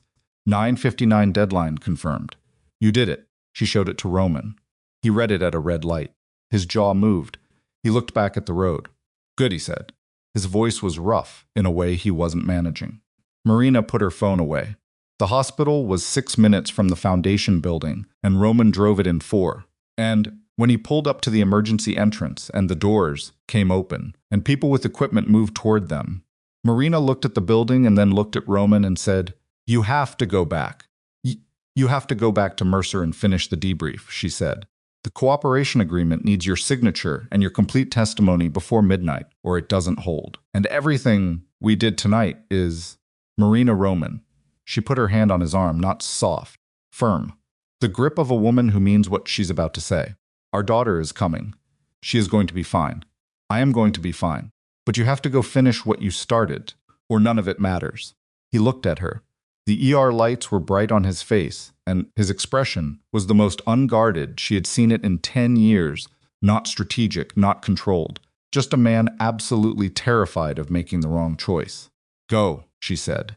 He got out of the car and came around and helped her out and walked her to the doors and handed her to the hospital personnel and stood at the threshold watching her go, and Marina looked back once. "Go," she said again. He went. and Marina Ellsworth walked through the doors of the hospital alone, into the fluorescent brightness of a place where everything was about to change, carrying nothing except herself and her daughter, and the knowledge that what she had built was still standing, and that whatever came next, she had not let it fall.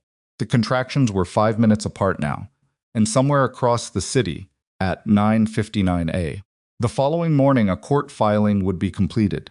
But first, Marina had a more immediate appointment to keep. The delivery room was too bright. That was the first thing Marina noticed, or rather the first thing her body registered, because her mind was occupied with other business, the contraction that arrived. 4 minutes after the last one, the nurse who was asking her questions, in the calm, practiced tone of someone who asks the same questions 40 times a week, the particular quality of the ceiling tiles above her that she found herself studying with an intensity entirely disproportionate to their interest.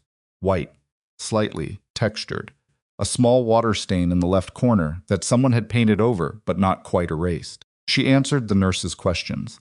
She gave her doctor's name. She confirmed her due date, which was 6 weeks out, which meant this was early, which she already knew, which Durst acknowledged with the carefully neutral expression of a medical professional who is taking something seriously without performing alarm. "Is there someone we should call?" the nurse asked. Marina thought about this for a moment. "My husband is coming," she said.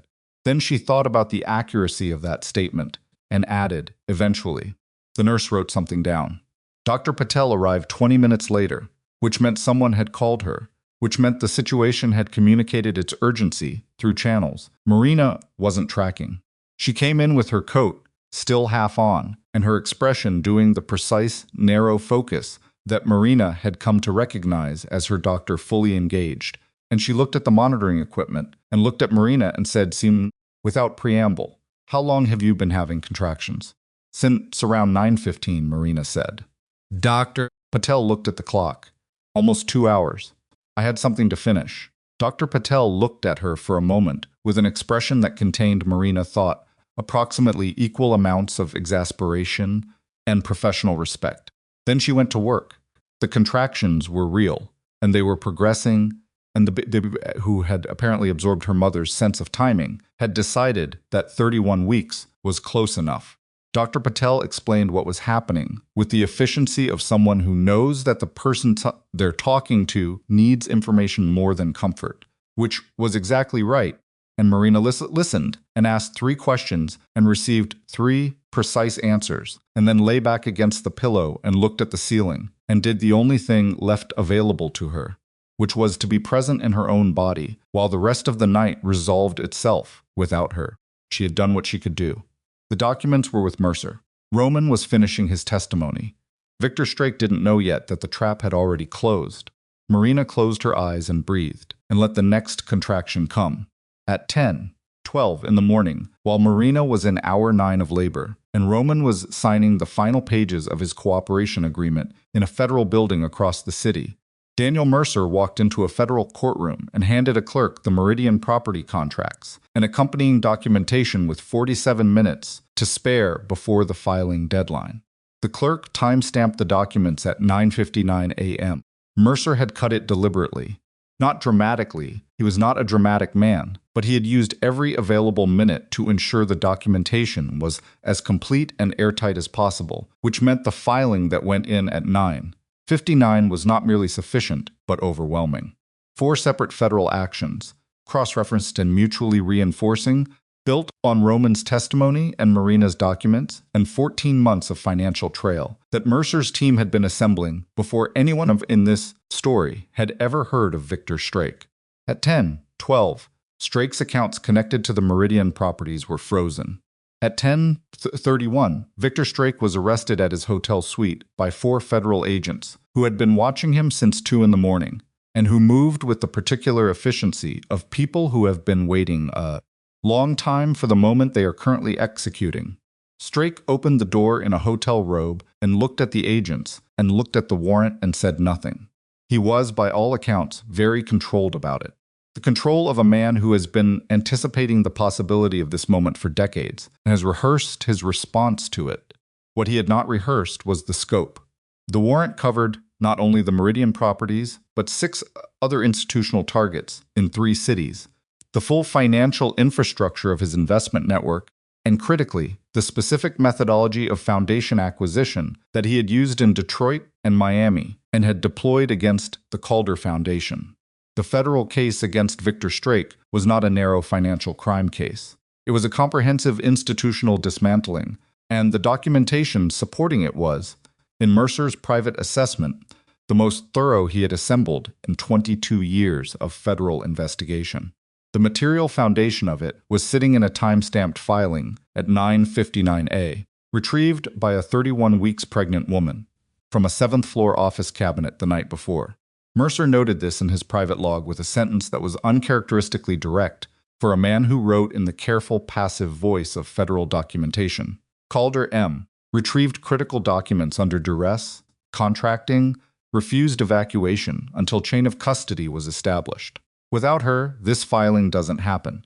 He closed the log and went to find coffee. Roman walked into the hospital at 11:40 in the morning. He had signed everything by 8:30. The formal processing had taken until 10.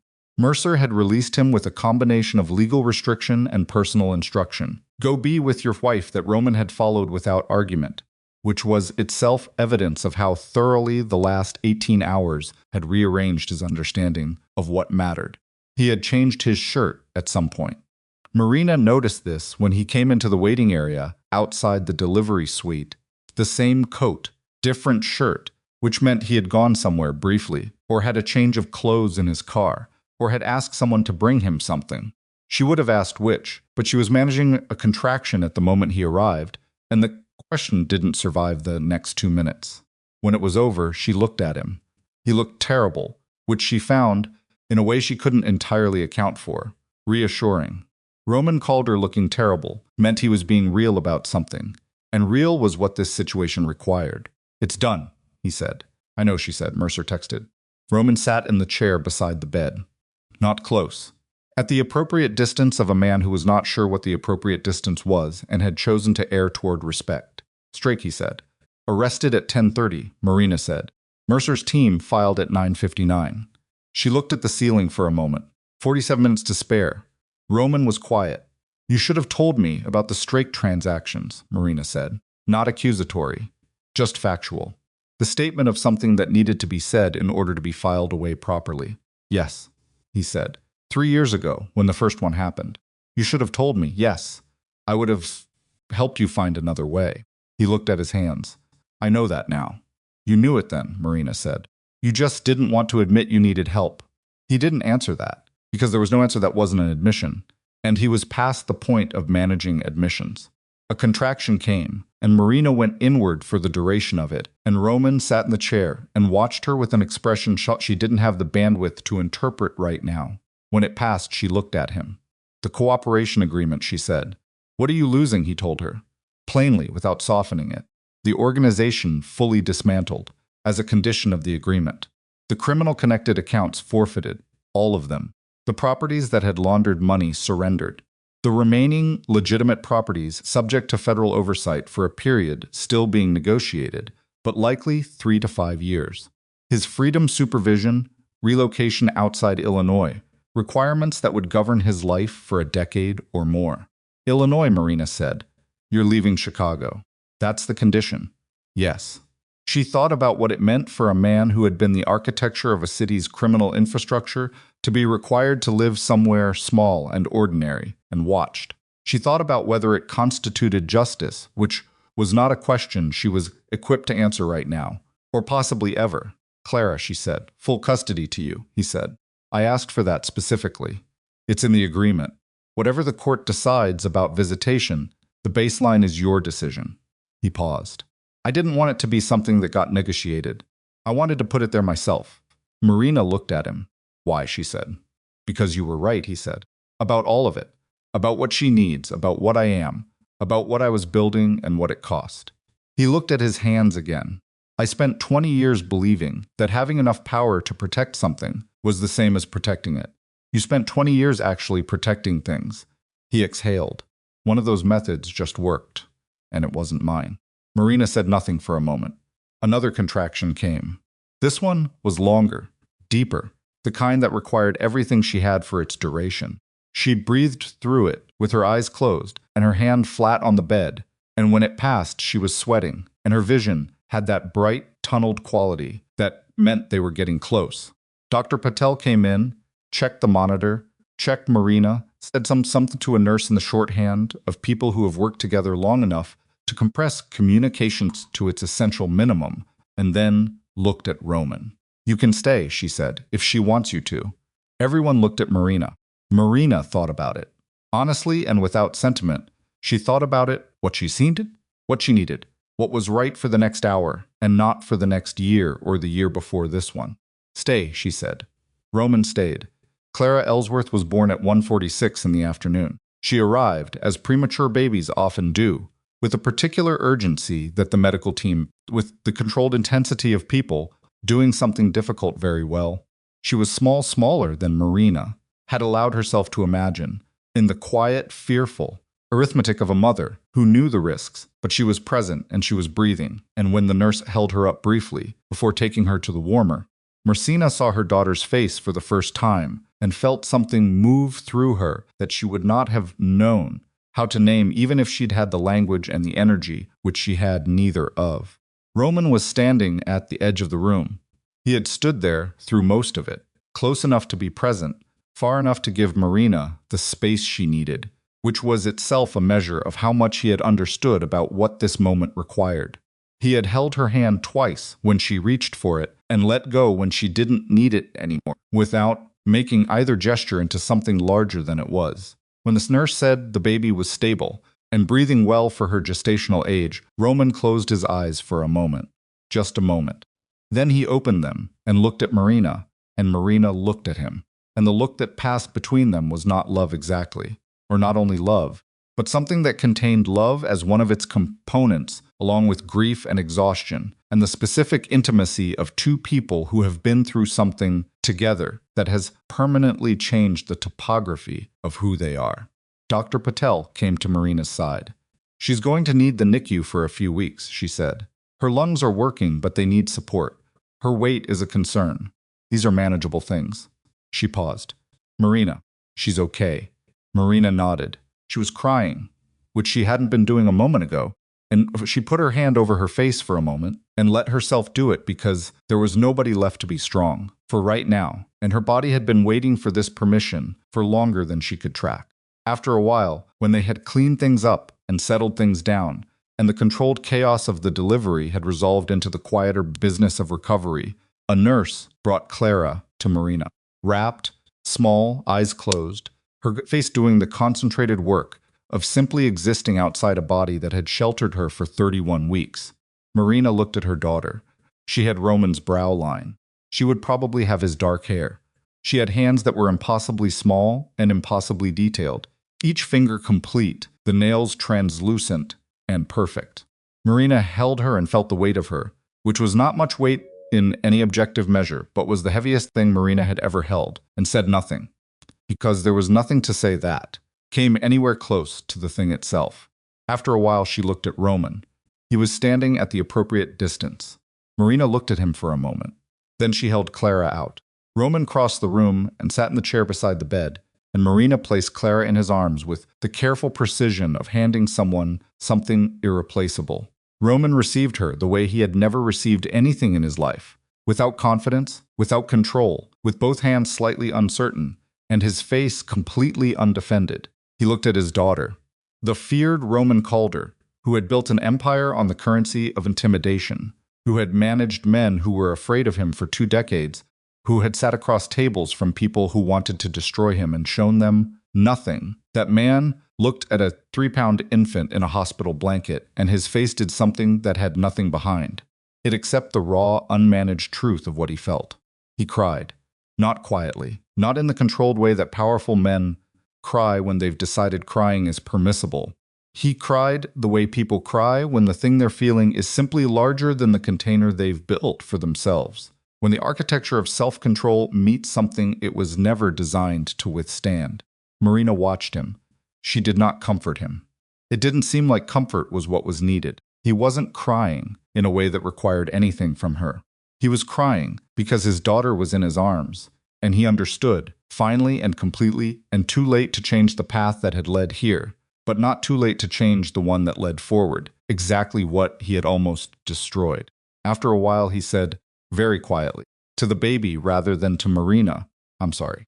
The baby, who was asleep and knew nothing of sorry, made a small sound that was probably gas, and nothing more, but which felt, in the silence of that room, like an acknowledgement. Marina looked at the ceiling. "Her name is Clara," she said. "Clara," Roman repeated. He said it carefully, like a word in a language he was still learning. "Ellsworth," Marina said. "Clara Ellsworth." Roman nodded. He didn't argue. He hadn't expected otherwise, and he didn't argue. He held her for another few minutes, and then he handed her back to Marina with the same careful uncertainty with which he'd received her, and he stood up and put his coat on and looked at Marina with everything he had left, which wasn't much but was, she thought, at least honest. "I'll come back when you want me to," he said, "and not before." Marina looked at him. "Roman," she said. He waited. "Becoming a better father doesn't require becoming my husband again." He held her gaze for a long moment. Then he nodded, once, with something in it that was neither agreement nor acceptance, exactly, but was a kind of understanding that had finally arrived at the right address. He left. The room was quiet. Marina held her daughter and listened to the particular silence of a hospital. In the early afternoon, distant sounds, close sounds, the monitor beeping its steady assessment of Clara's small, working heart, and let the quiet be what it was. The weeks that followed were not easy, because nothing about what came next was designed to be easy. Clara spent 19 days in the NICU. Marina was there every day, learning the specific language of the unit, what the numbers meant, which nurses had which styles, where to stand so she was present without being in the way. She held Clara through the isolette ports, with her hands cupped around her daughter's small body, and talked to her in a low, steady voice about things that didn't matter. The weather, outside, the view from the window, what the nurses' names were. Dr. Patel came every day and answered Marina's questions and stopped pretending that Marina's questions would ever be less than thorough. The Foundation Board convened an emergency session in the second week of December. Marina attended by phone from the hospital family room, Clara in the NICU 40 feet away, her laptop open on the small table in front of her with the agenda she had prepared the night before. The board had questions. Some of them were difficult questions, the kind that come when an institution has been threatened and the people responsible for it are looking for reassurance and also for accountability. And Marina answered all of them with the same directness she had always brought to governance. No softening, no management, just the truth of what had happened and the clear accounting of what had held and what had been compromised and what was being rebuilt. The independent chairman, whose position had been the specific target of Strake's fabricated evidence campaign, had been publicly cleared through documentation, Mercer's team released as part of the case against Strake. His name was restored in a statement that several Chicago news outlets covered with varying degrees of accuracy, but the fact of the restoration was clean and legal and complete. The Foundation's legal structure was rebuilt using a new attorney, a woman named Grace Okafor, whom Carla Voigt's former associate had recommended, before cutting contact with Carla entirely, because the investigation into the source of the leak from Carla's office had concluded not with Carla herself as the source, but with a junior associate named Patrick Helm, who had been living under financial pressure manufactured by Strake's network for 6 months before Marina had ever walked into Carla's office on that particular night. Patrick Helm cooperated with federal investigators. Carla Voigt, who had been oblivious and was devastated to learn she had been the vehicle, provided everything she had and more. Marina did not entirely forgive the obliviousness, but she understood it, which was a different thing, and more useful. Naomi Voss was charged with 2 federal counts related to the sale of confidential information connected to organized criminal activity. Her attorney negotiated a reduced sentence in exchange for testimony that helped establish the chain from Roman's casual disclosures through Sabrina and into Strake's network. Naomi Voss was not a sophisticated criminal. She was a person with debt and poor judgment, and a friend who trusted her, and the outcome of her choices was that she would spend 2 years in federal custody and emerge into a life that would take a long time to put back together. Sabrina Kessler was cleared. Marina learned this from Mercer, who communicated it with the neutral precision of a man delivering a legal fact, not an opinion. Investigators established that Sabrina had known nothing of Naomi's arrangement with Strake, that she had shared nothing knowingly, that the disclosure chain had run entirely through Roman's careless intimacies and Naomi's separate decision to monetize them. When Sabrina became suspicious of Naomi, around the time of certain questions, Naomi had started asking about the foundation she had cut contact. Marina sat with this information for several days before she decided how she felt about it. What she decided was that Sabrina was not her problem. Sabrina was Roman's problem, and Roman was no longer her problem either. And the energy required to feel anything substantial about Sabrina was energy that belonged to Clara and the foundation, and the careful, daily work of rebuilding a life that made sense. She put it down and left it there. Roman left Chicago on a Wednesday in late January, 8 weeks after Clara's birth. He came to the Superior Street apartment the afternoon before he left. Marina had invited him, which had surprised him enough that he'd asked her to repeat the invitation which she had. He came at 3 in the afternoon, and she made coffee. It was the kind of day that required coffee, gray and cold, in the specific Illinois January way, and they sat at the kitchen table while Clara slept in the nursery. The apartment was different than it had been in November, more lived in. A bouncer seat near the window that Clara was still too small to use, but would grow into. A mobile suspended above nothing in particular that played a slow, simple melody when you wound it up. Photographs Marina had begun framing not of the two of them, but of Clara, 9 days old and 4 pounds, and already entirely herself, in the way of very small people who have no choice but to be exactly what they are. Roman looked at the photographs. He had visited twice during the NICU weeks. Both times Marina had called him, which she had done not out of generosity, but out of the practical understanding that Clara had a father, and that the father being present in the early days mattered for reasons that were about Clara and not about anyone else. He had been careful during those visits, in a way that she appreciated, careful about the distance he kept, careful about what he asked for, careful about not performing an emotion designed to soften her toward him. He had just been there, holding his daughter when he was allowed to, sitting with the particular patience of a man who has run out of moves and is discovering what it is to exist without strategy. And it was, Marina thought, the most genuine version of Roman she had ever seen, which was also the saddest thing about it. She poured coffee and sat across from him, and they talked about the practical things first, the way both of them defaulted to practical things when the non-practical things were too large to approach directly. The custody agreement, formally signed through their respective attorneys, gave Marina full physical and legal custody, with Roman's visitation structured around federal supervision requirements, and a graduated schedule that would evolve as Clara grew, and as Roman's compliance with his agreement remained clean. There was a financial arrangement. Roman had retained enough from the legitimate side of the Calder properties, after federal forfeiture, to establish a trust for Clara that was clean and documented, and would be administered by a court-appointed trustee until Clara was 18. Marina had reviewed the trust documents herself. They were correct. After a while, the practical things were done, and the coffee was mostly cold, and they sat in the ordinary silence of the apartment with the sound of the cities coming through the window, and the small, occasional sound of Clara doing whatever she was doing in the nursery, which at 8 weeks was mostly sleeping, and occasionally announcing her displeasure at the universe. "We're in Colorado," Marina said. "Durango," Roman said. "Small city. Mountains." He looked at his coffee. "I found a job with a property management company. Residential rentals. I manage maintenance requests and tenant disputes." He said without irony or self-pity, which took something, Marina thought. For Roman Calder to say those words about his life, without the armor of irony, took more than she would have expected. "Do you know how to do that?" she said. "I'm learning," he said.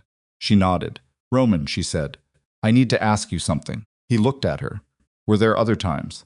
Before Sabrina. Other people. He didn't look away. She gave him credit for that. "Once," he said. 7 years ago. It lasted 4 months. I ended it." He paused. "I told myself it wouldn't happen again." Marina held that information for a moment, looking at the table. The arithmetic of 14 years was always going to be more complicated than she wanted it to be. There was no version of this where the numbers were clean. "I'm not asking because I'm still deciding anything," she said. I've decided everything. I'm asking because I want the complete truth before you leave, so that what I remember of this marriage is the actual thing, and not the version I constructed. I know, he said. 7 years ago, she said. Yes. And you stayed. I stayed because I told myself I was choosing you. He looked at her directly. I think what I was actually choosing was the life we had built, the structure, the way things worked. You were essential to it, and I told myself that meant I chose you. He paused. I understand now that those are different things. Marina looked at him for a long moment. Yes, she said quietly. They are. She stood up and went to the window. The city was doing its January thing, gray and real and indifferent, in the way she had always found oddly comforting about Chicago. It didn't ask you to be okay. It just kept going, and you either kept going with it or you didn't. I don't hate you, she said. I know, Roman said. I want to be clear about that because I think you expect me to, and I don't. She kept looking at the window. What I feel is more like the particular sadness of watching something that could have been good become what it became instead. Not because it was fated to, because of specific choices made by a specific person who knew better. Roman said nothing. You knew better, she said. Yes, he said. She turned from the window. Clara had made a sound from the nursery, not a distress sound. The sound of a baby waking up and orienting herself to the world. The small, wondering sound of someone newly arrived who is still taking inventory. Marina looked at the nursery door. Come say goodbye to her, she said. They went to the nursery together, and Marina lifted Clara from the crib, 8 weeks old, 5 pounds, 12 ounces now, which was the most satisfying number Marina had encountered in years, and held her against her shoulder and let Roman stand close enough to see his daughter's face. Clara was awake, in the heavy, unfocused way of very young babies, her eyes moving with the vague attention of someone who is learning that the world has more in it than she initially understood. She had Roman's brow line. She had. Marina was beginning to think. Her grandmother's nose. Marina's mother, who was coming next month to help, something Marina had not done before asked for help, and which was turning out to be easier than she'd spent years believing. Roman looked at Clara. He put one finger against her hand, the gesture of a parent, doing the thing parents do, instinctively, offering the contact of a finger to the hand of a child to see if they'll hold it. Clara held it. Her grip was small and serious and entirely automatic, the grip of an organism that has not yet learned to be guarded. Roman looked at his daughter's face for a long time. I thought protecting her meant leaving her an empire, he said. He wasn't talking to Marina exactly. He was saying it out loud because it needed to be said out loud by someone. And he was the only one who could say it right. I thought that was what fathers did. You accumulate and you leave it, and the accumulation is the protection. He was quiet for a moment. You showed me it meant making sure she never had to survive one. Marina looked at him. She had not expected him to arrive at that sentence. She had not expected him to arrive at most of what he had arrived at over the past 2 months, and the fact that he had done it honestly and without the management of it, without trying to trade the insight for something, was something she would carry with her in the complicated way you carry things that are true and painful in equal measure. She didn't say anything. She let the sentence be what it was. After a while, Roman carefully extracted his finger from Clara's grip, which Clara objected to briefly and then forgot, and he straightened up and looked at Marina. I'll call when I'm settled, he said. Send a number where I can reach you, she said, for Clara's sake. For when she asks questions, I can't answer. He nodded. He left the apartment, and Marina stood in the nursery doorway and listened to the front door close, not slamming, never slamming. That was always Roman's way. And then the apartment was quiet except for Clara, who had decided that the loss of the finger she'd been gripping was worth commenting on, and was doing so in the small, insistent way of someone who has opinions and the means to express them. I know, Marina said. She brought Clara to her shoulder. I know. Spring came to Chicago the way it always came, reluctantly, and then all at once, the gray releasing into some tentative and then committed. The trees along Superior Street, doing the thing they did every year that Marina had, somehow, through years of living inside someone else's urgency, stopped noticing. She noticed now. Clara was 4 months old and had opinions about everything.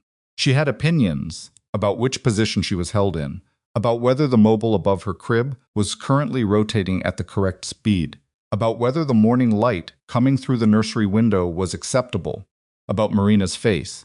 Specifically, she tracked Marina's face with an intensity that Marina found, every time, completely disarming. The ways your child watching your face makes you aware of your face, as something that communicates constantly whether you intend it to or not. Marina's mother, Diane Ellsworth, was in the kitchen, making something when Marina brought Clara out one morning in late April. Diane was 68, a retired high school principal, a woman whose primary mode of operation was doing rather than discussing, which was exactly what Marina had needed for the past 6 weeks. Diane had arrived and assessed the situation with the pragmatic eye of someone who had managed large institutions of teenagers for 35 years, and found a 4-month-old infant and a recovering mother relatively tractable by comparison. She did laundry. She answered the door. She held Clara at 3 a.m. when Marina needed 2 consecutive hours of sleep badly enough that the word desperate didn't cover it. She did not ask Marina how she was feeling about Roman. She did not offer opinions on the marriage or the separation or the decisions Marina had made. She cooked and she cleaned, and she handed Clara back when Marina needed her, and she was, in her entirely practical and unostentatious way, the thing Marina had most needed without knowing how to ask for it. "Foundation board meeting today?"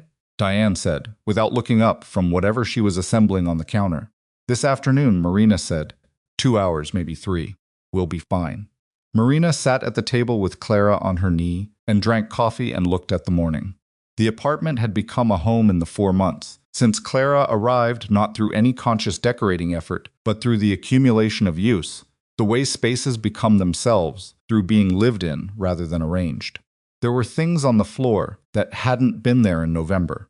There was a rhythm to the apartment that hadn't existed before, a rhythm of feeding and sleeping, and the particular sounds of one person learning to navigate the world with the help of another person who was learning alongside her.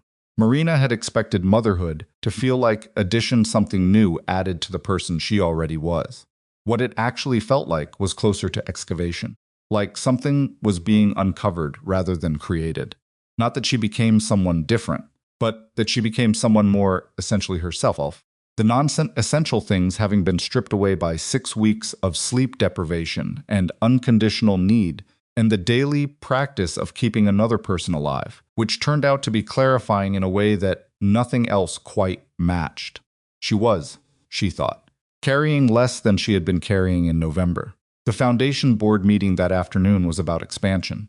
The Pilsen Community Health Clinic, the project that had been sitting in the contractor review stage when the world fell apart in November, had a new timeline and a new budget and the full attention of the board. Now that the crisis was resolved and the governance was clean, Marina presented the updated projections and answered questions and made 2 decisions on the spot that she would not have made 2 years ago, because 2 years ago she would have deferred to the political comfort of the room instead of the practical need of the community. She didn't defer anymore. She had discovered over the past 4 months that she was better at this than she had allowed herself to be. Not better than she'd been. The competence had always been there. She had always been this person, but better than she'd permitted herself to appear. In the years when appearing too competent in her own right felt like a complication in someone else's story. The foundation's endowment had grown by $2 million in the first quarter of the new year, not because of any single donor or event, but because the federal case against Strake had made the Calder Foundation's independence and Marina's specific role in defending it a matter of public record. People who had watched quietly from the edges of Chicago's civic life for years and had been uncertain what the Calder Foundation actually was had gotten a very clear answer. Several of them had responded by writing checks. Marina had not publicized this. She had simply cashed the checks and put them to work. After the board meeting, she walked back to the parking garage alone, which was something she could do again without a security escort. Now that Strake's operation was in federal hands, and the threat architecture of her life had returned to the ordinary risks of an ordinary person. The first time she had walked alone on a Chicago street after the threat was resolved, she had stopped in the middle of the sidewalk and just stood there for a moment, people moving past her in both directions, the city doing its uninterrupted thing all around her, and felt the specific sensation of belonging to her own life again. She had not cried. She had just stood there and breathed it in. In May, a letter arrived. It was handwritten, which Marina recognized as deliberate. Roman Calder had not handwritten anything that wasn't a signature in 20 years. The handwriting was careful in the way of someone who has had to relearn the pace of doing things by hand. The postmark was Durango, Colorado. She read it standing at the kitchen counter because she didn't want to sit down for it. He wrote about Durango, the mountains, which were different from what he'd expected, more present, more constant, not the backdrop she'd see in a photograph, but an actual persistent fact of the landscape that you couldn't stop being aware of. He wrote about the job, which was small and specific, in ways he was still adjusting to a tenant with a broken heater, a parking dispute between neighbors, the accumulated particular problems of ordinary people with ordinary housing situations. He wrote about the one-bedroom apartment, which had no staff, no security sweep, no one to manage. He wrote about cooking for himself, which was going less badly than anticipated. Then he wrote about Clara. He wrote about the photograph Marina had sent Clara sleeping, her face turned toward a white freesia on the windowsill, one fist uncurled beside her cheek. He wrote that the photograph was on the shelf beside his bed, and that it was, at the moment, the most valuable thing he owned. Then came the sentence she read twice. I thought protecting my daughter meant leaving her an empire. You taught me it meant making sure she never had to survive one. Marina set the letter down on the counter. She looked at it for a moment. She was not going to forgive Roman in the comprehensive way that the word forgiveness usually implied. She had thought about this carefully, in the particular way she thought about decisions that would govern her life for a long time, and what she had arrived at was a more limited and more honest position. She would not carry active anger. It cost too much, and the payment came out of Clara's inheritance. But she would not revise the history of the marriage into something it hadn't been, and she would not pretend that the particular wound of being loved carelessly by someone who had the capacity to do better was the kind of wound that closes with time alone. What it needed, she had decided, was not time but use. You close that kind of wound by living, specifically and deliberately, in a way that made the wound beside the point. She was doing that. She wrote back the following evening, at the kitchen table after Clara was down, with the apartment quiet around her and the Chicago skyline making its visible argument for itself through the window. She told him Clara was healthy. At 4 months, she was meeting the developmental markers she'd been initially uncertain about, which was the thing that mattered most. She told him their daughter had started smiling, real smiles, not the random facial movements of a newborn, but the specific, directed, devastating social smiles of a baby who has figured out that faces respond to faces. She told him about the foundation, the expansion, the Pilsen Clinic's new timeline, the board's current energy. She told him that the community health coordinator from the city, a woman named Patricia Reyes, who had been one of Marina's most important long-term relationships, had asked about the future direction of the foundation's work, and Marina had given her an answer that was entirely her own, built around her own priorities rather than the ambient priorities of a household she had organized herself around. She did not tell him she missed him. She did not tell him she wished things had been different. These things were true in the limited and particular way of truths that have nowhere useful to go, and she let them be true privately without giving them passage into a letter that would shape whatever came next. She told him that being a better father did not require becoming her husband again. She told him she hoped the mountains were good for him.